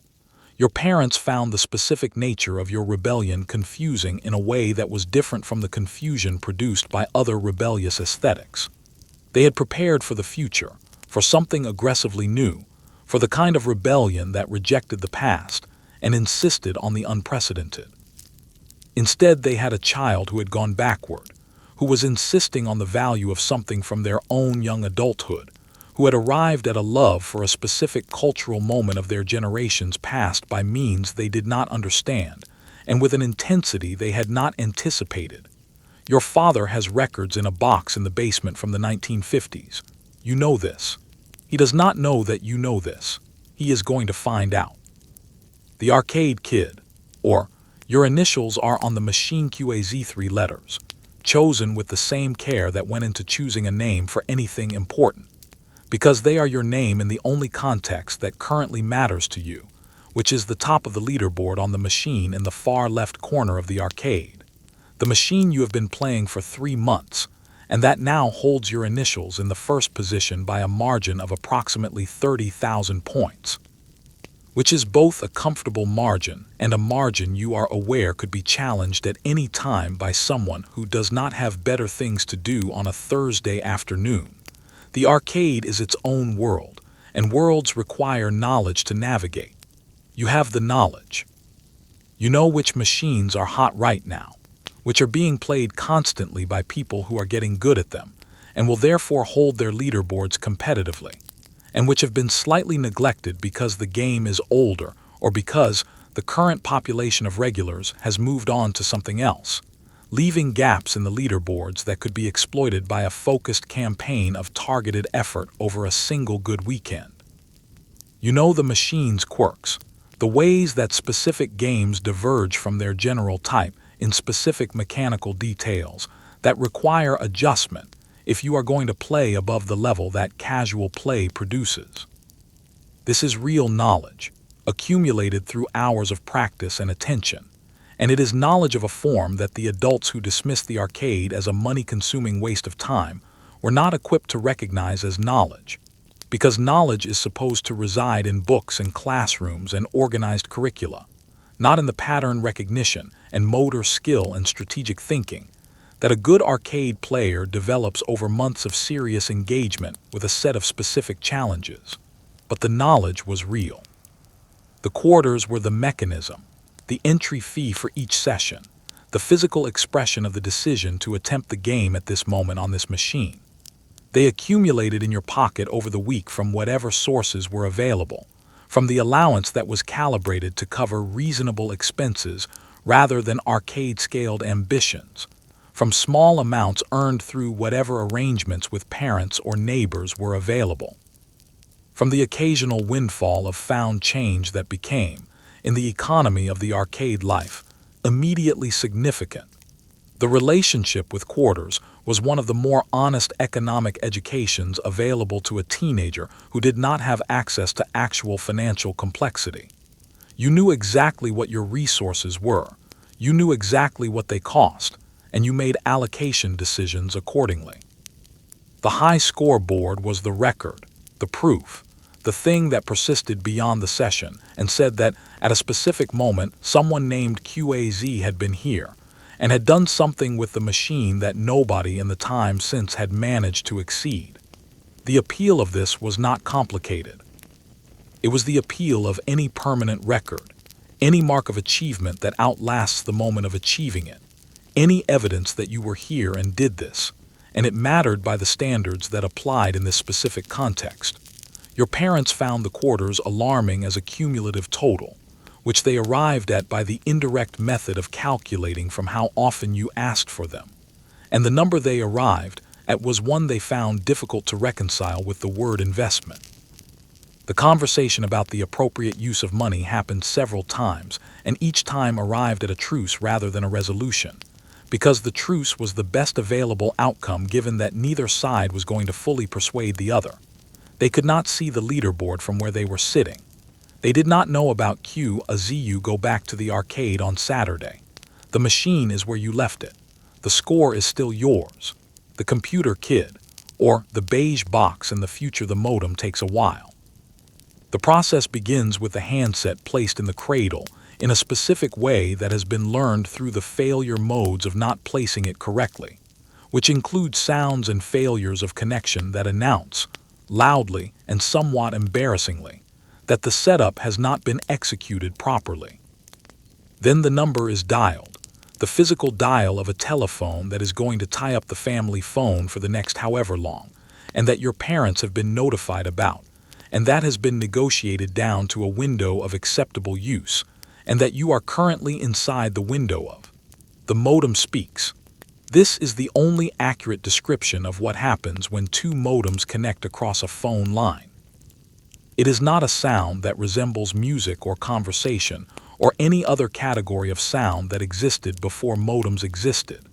It is a series of electronic screams and warbles and negotiations, the two devices establishing their parameters, arriving at an agreement about how they will communicate, and then falling into the steady hiss of an active connection. If you have never heard it, you cannot imagine it. If you have heard it, you cannot unhear it, and the sound of it now triggers the memory of every session it has ever preceded. You are now connected to a bulletin board system. The bulletin board system, BBS in the shorthand of the community, was the social network of 1983, constructed entirely without that description or that frame of reference, consisting of text on screens, of messages posted and read and responded to by people who were present only in their words, who existed in this space as text entities rather than physical ones. The sysop, the system operator, maintained the bulletin board from their own computer at their own home, which meant that the infrastructure of this entire social world was maintained by individuals who found it interesting enough to do so without compensation, which is a form of community maintenance that had existed since communities began, and that found in the modem its newest expression. You downloaded things that took a long time to download. This is important to understand as a physical experience. The data moved through the phone line at a rate that produced the information in the character-by-character way of a person typing slowly rather than the page-appearing whole way that would eventually become normal. You watched things arrive one piece at a time, and the arrival was something you attended to rather than waited for, because attending was available and waiting was not what you were doing. You were engaged with the process, reading what was appearing as it appeared, following the thread of the information as it developed. The computers themselves were objects of devotion that the uninitiated could mistake for mere machines.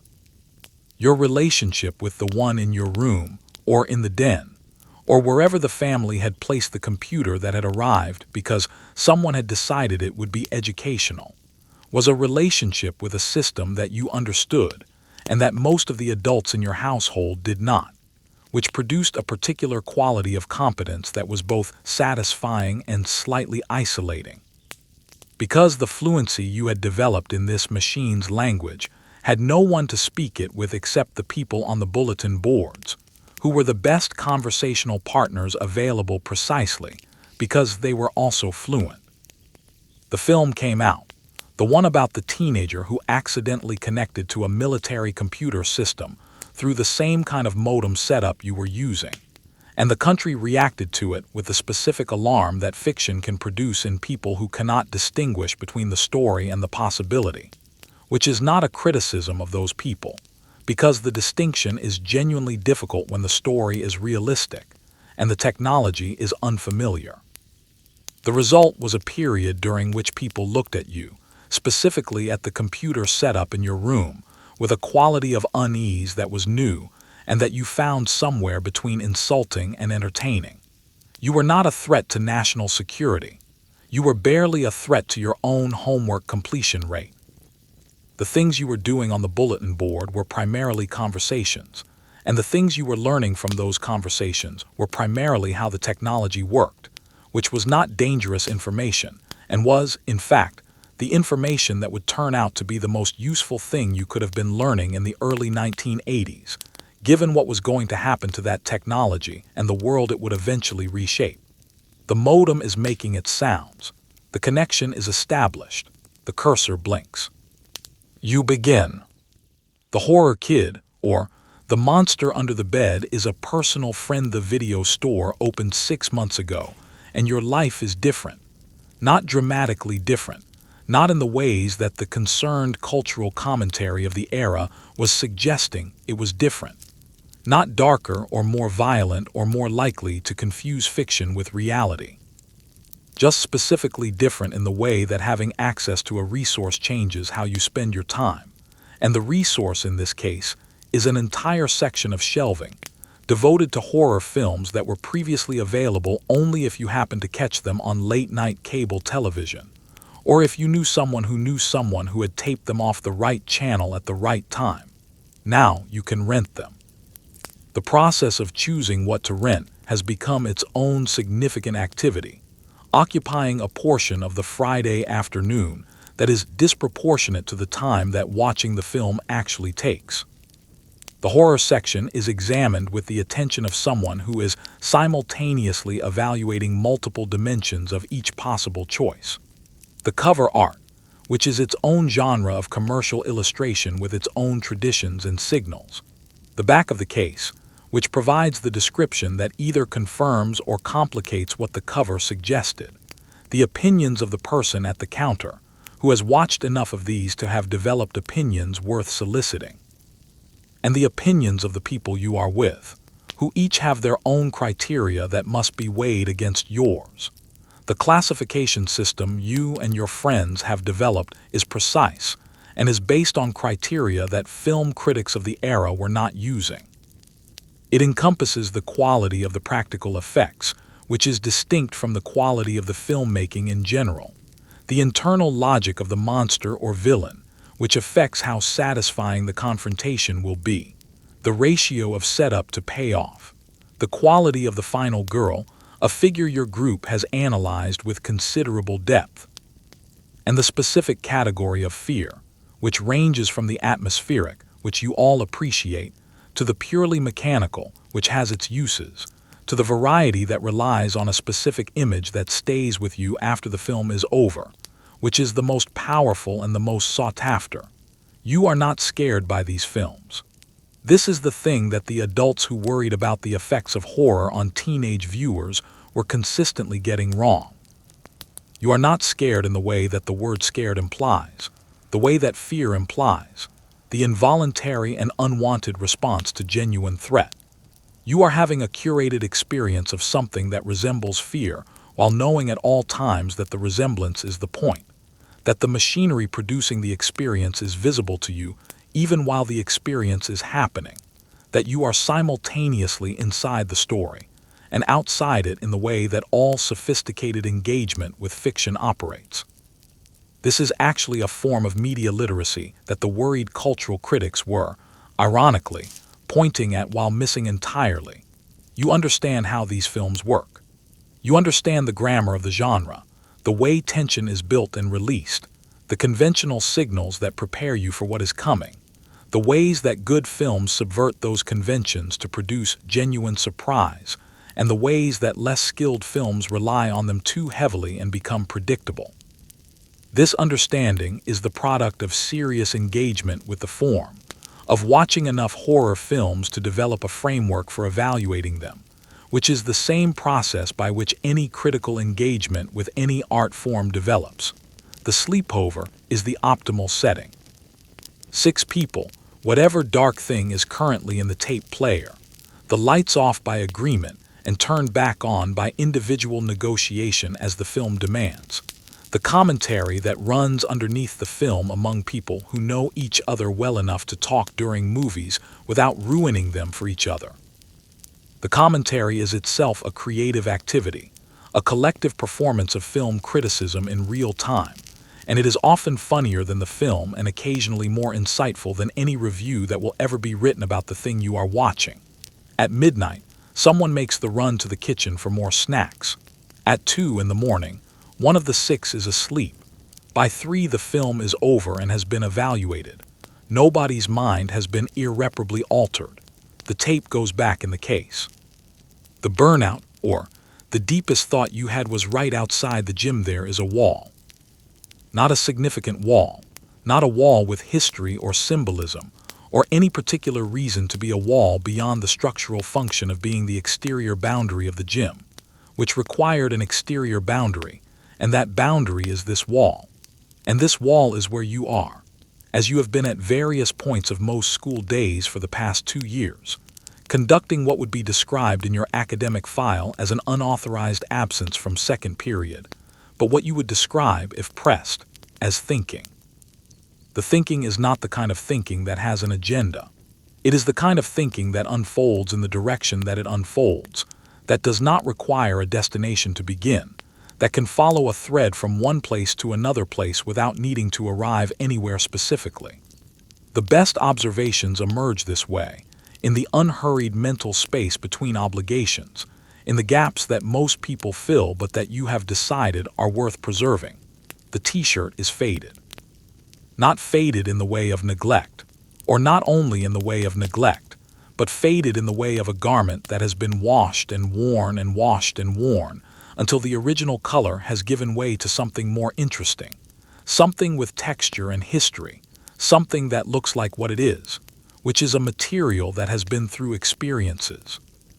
The band name on the front is still legible if you know what it says, which you do, and less legible if you don't, which produces a kind of exclusivity that requires no effort to maintain.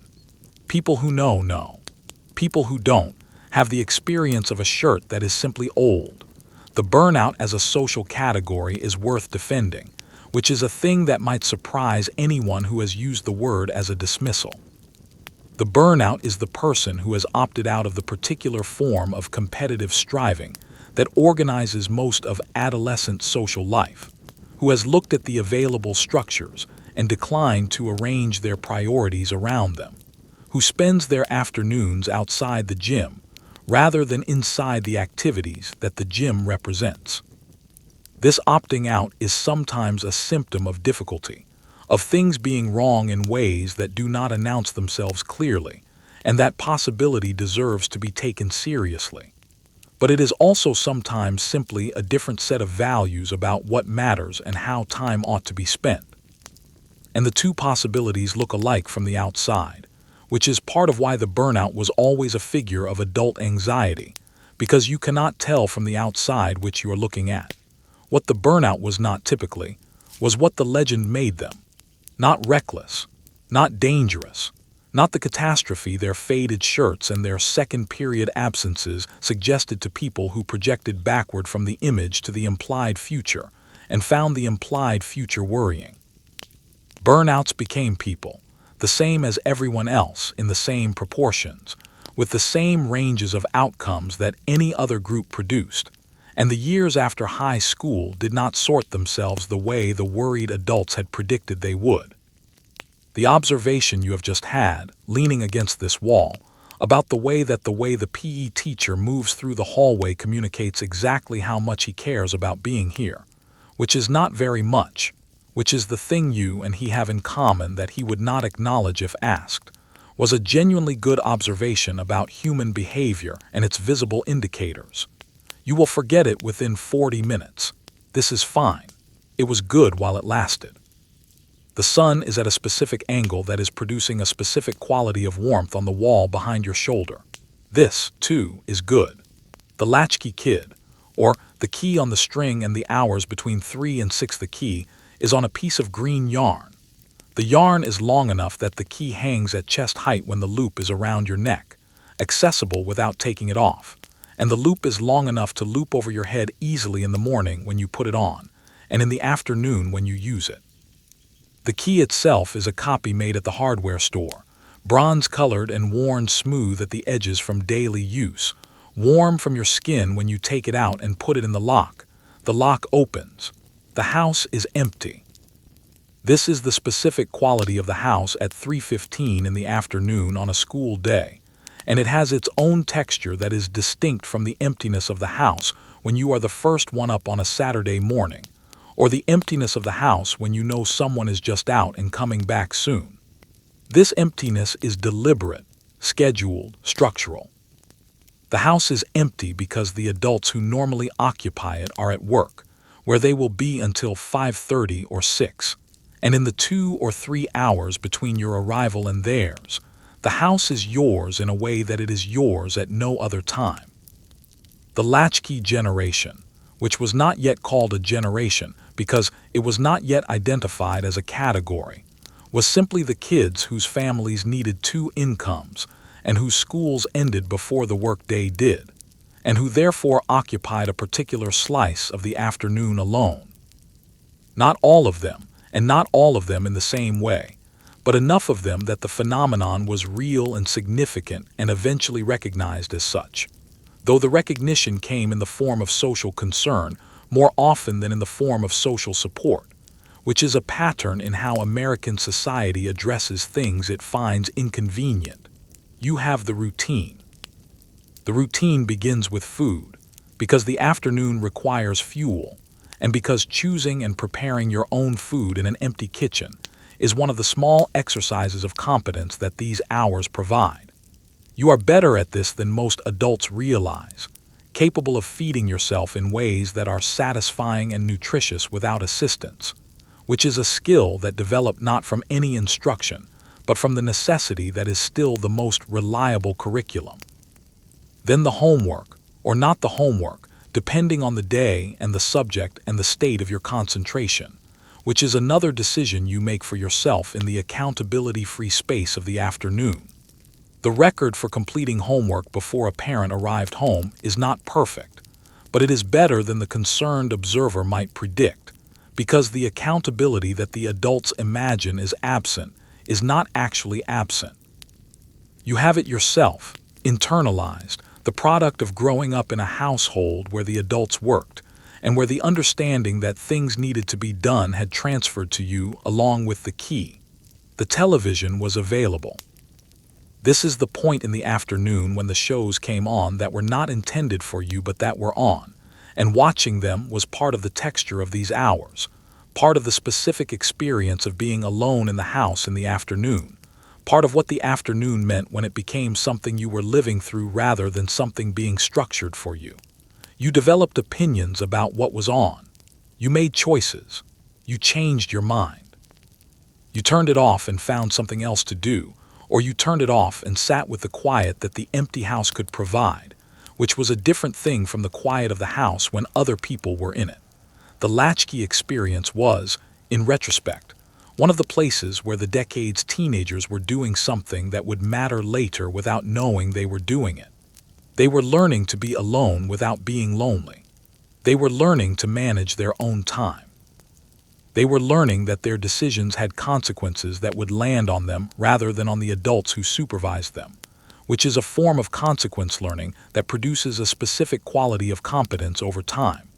The worried adults saw the empty house as a void, a space of potential danger, a gap in supervision. You experienced it as a space of a different kind, available for things that required time and quiet and the particular freedom of being accountable to yourself. The key goes back around your neck before you leave for school in the morning. The house opens when you get home. The afternoon is yours. The Pit Revisited, or Everything That Mattered Happened in the Middle of the Crowd here is the thing about the Pit. You can read about it. You can watch footage of it, though the footage of it is always inadequate. The camera always too far away or too unstable or unable to capture the dimension that is missing from the visual record, which is the kinetic dimension, the experience of being in motion inside a group of other people also in motion. The collective energy that makes the individual experience inside it completely different from any experience available outside it. You can try to explain it to someone who has not been in it. This explanation will fail in the way that explanations of physical experiences always fail, because the language was not built to convey what happens in the body when a specific combination of sound and proximity and collective intention produces something that transcends the sum of its components.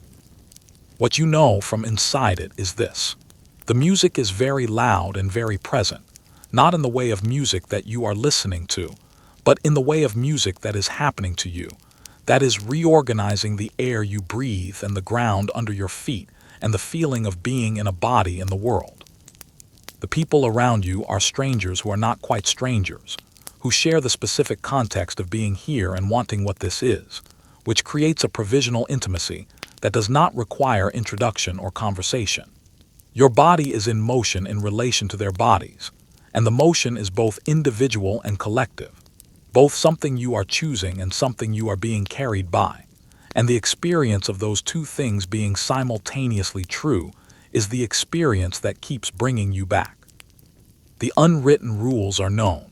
You know them without having been taught them because you learned them the way you learn the rules of any social environment you inhabit with attention and care, by observing and participating and adjusting based on the feedback you receive. The rules are about taking care of each other. They are about the fact that the energy released in the pit is large, and the bodies are real, and someone falling is always possible, and someone falling is always responded to by the people nearest them, who stop what they are doing and create the space, and offer the hands that bring the fallen person back upright and back into motion. This is the part that outsiders consistently missed, and that insiders could not adequately explain, because the explanation required crediting a group of people who looked like they were hurting each other with the sophistication of actually protecting each other, and that credit was not available to the adults watching from outside. The adults watching from outside saw chaos, bodies in collision, apparent violence, a situation that, described without context, sounded like a problem requiring intervention. The adults who looked more carefully, who stayed long enough to watch a full cycle of what happened when someone went down, saw the response, the immediate cessation of the surrounding motion, the reaching hands, the return to upright, the resumption of motion, a system of mutual care operating inside an apparent chaos, visible if you watched long enough, invisible if you arrived at a conclusion before the evidence was available. The evening is going to end. The show has a last song, though you are not sure which song it is until you know it is the last one, which you know because the set has a shape you have felt before, and the shape is completing itself. The music is at its largest, and the room is at its most full, and the thing that will happen in an hour, when you are standing outside in the cooling air with the ringing in your ears and the specific ache of having given your body to something for 3 hours, the thing that you cannot quite call an emotion because it is too physical for that, too located in the chest and the muscles, that thing is already beginning to arrive. The song ends. The lights come up. The crowd exhales collectively. Someone nearby is missing a shoe and does not seem particularly concerned about this, which is the correct response. You find your friends in the dispersing crowd with the ease of people who know where to look for each other. The night is perfect. You are not sure what word would be better than perfect. The quiet truth about all the noise: you are an adult now. You are, in the way of adults who were teenagers in the 1980s, an adult who has a specific set of memories and a specific quality of distance from them, the kind of distance that allows you to see the shape of things that were too close to see clearly when you were in them.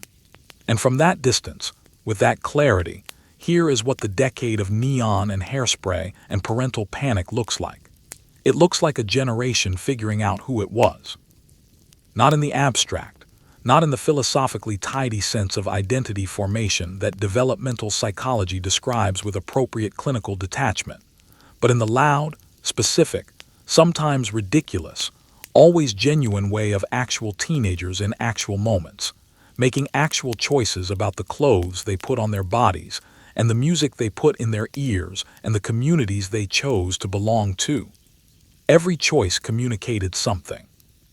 Every mohawk and every pompadour and every checkerboard hatband and every battle jacket and every polo collar turned up was a sentence in a conversation about identity that each teenager was having with themselves and with the world simultaneously.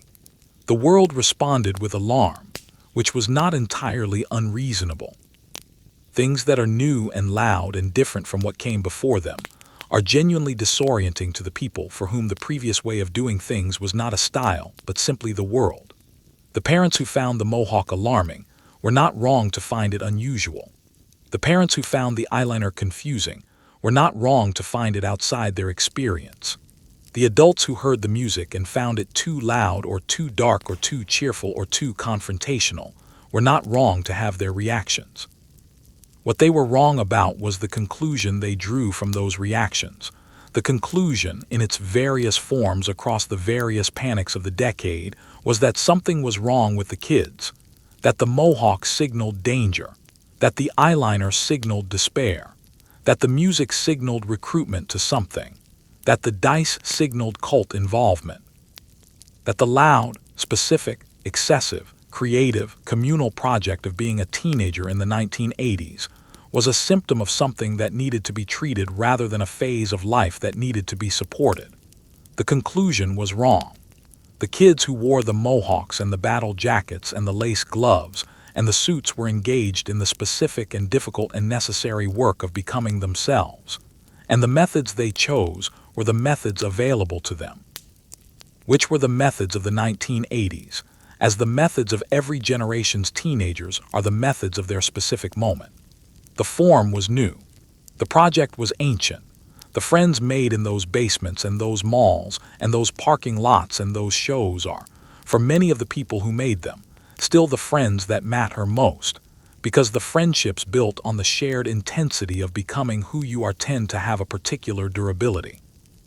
The skills developed in those scenes, the organizing, the creating, the building of independent cultural infrastructure, the practice of music and art and community, became in many cases the most important things those people ever learned, more important than what the schools were teaching, because the learning was motivated by love rather than obligation, and love makes a better teacher. The parents who worried, who searched rooms and confiscated tapes and attended community meetings about dice games and played records backward in search of corrupting messages, were doing what parents do, which is try, imperfectly and sometimes absurdly, to protect the people they love most from threats that turn out to be in their imaginations. This is not a condemnation. It is a description of what love looks like when it is frightened. Love, when it is frightened, makes mistakes, and those mistakes deserve to be understood rather than simply mocked, because understanding them is how we do better at the same project with our own children and with ourselves. The children of the 1980s who were investigated by their own families for the crime of unusual hobbies grew up and had their own unusual hobbies and their own children and their own moments of standing in doorways looking at something that did not make sense to them and feeling the old familiar pull of concern, the instinct that says something is wrong when what is actually happening is simply that someone else is becoming themselves in ways that you did not anticipate. This is the loop that history runs. Every generation of teenagers looks alarming to the generation that raised them. Every generation turns out in the broad strokes to be people, with the full range of outcomes and trajectories that people produce, no worse than what came before them and arguably in some ways better, shaped by their particular moment in ways that their parents could not have predicted, and that produce strengths that the parents' fears obscured. The Mohawk grew out. The eyeliner washed off. The safety pins were eventually put away, or most of them were. The dice are still somewhere in a closet, and there are people who pull them out occasionally, adults with jobs and children and mortgages, who sit around a table and roll them and remember what it felt like to be in that basement with that single light and that particular group of friends, building a world together on a Saturday afternoon that was too small for the world they felt inside themselves, and that became, for those hours, exactly large enough. The music still plays. You never really stopped listening. Not to all of it, maybe not to the specific band with the specific name your father shook his head at in 1985, but to the thread of it, the thing in it that was yours. That was the sound of a moment when you were becoming yourself, and the world had the courtesy of providing a soundtrack. That thread goes on. It is in every playlist you make and every song you skip, and every one you have to listen to all the way through when it comes on. The one that puts you back in the parking lot or the basement or the pit or the mall or the beach or the garage with your best piece of cardboard under your arm and everything still ahead of you and the world still enormous with what it might be. The 1980s are not over. They happen to you. They are in you, the permanent record, the high score that cannot be erased. Your initials are at the top. The machine is still running. Rest now. The music was not the end of the world. It was just you growing up at full volume. And from here, from this distance, it sounds like exactly what it was: beautiful, ridiculous. Yours, good night.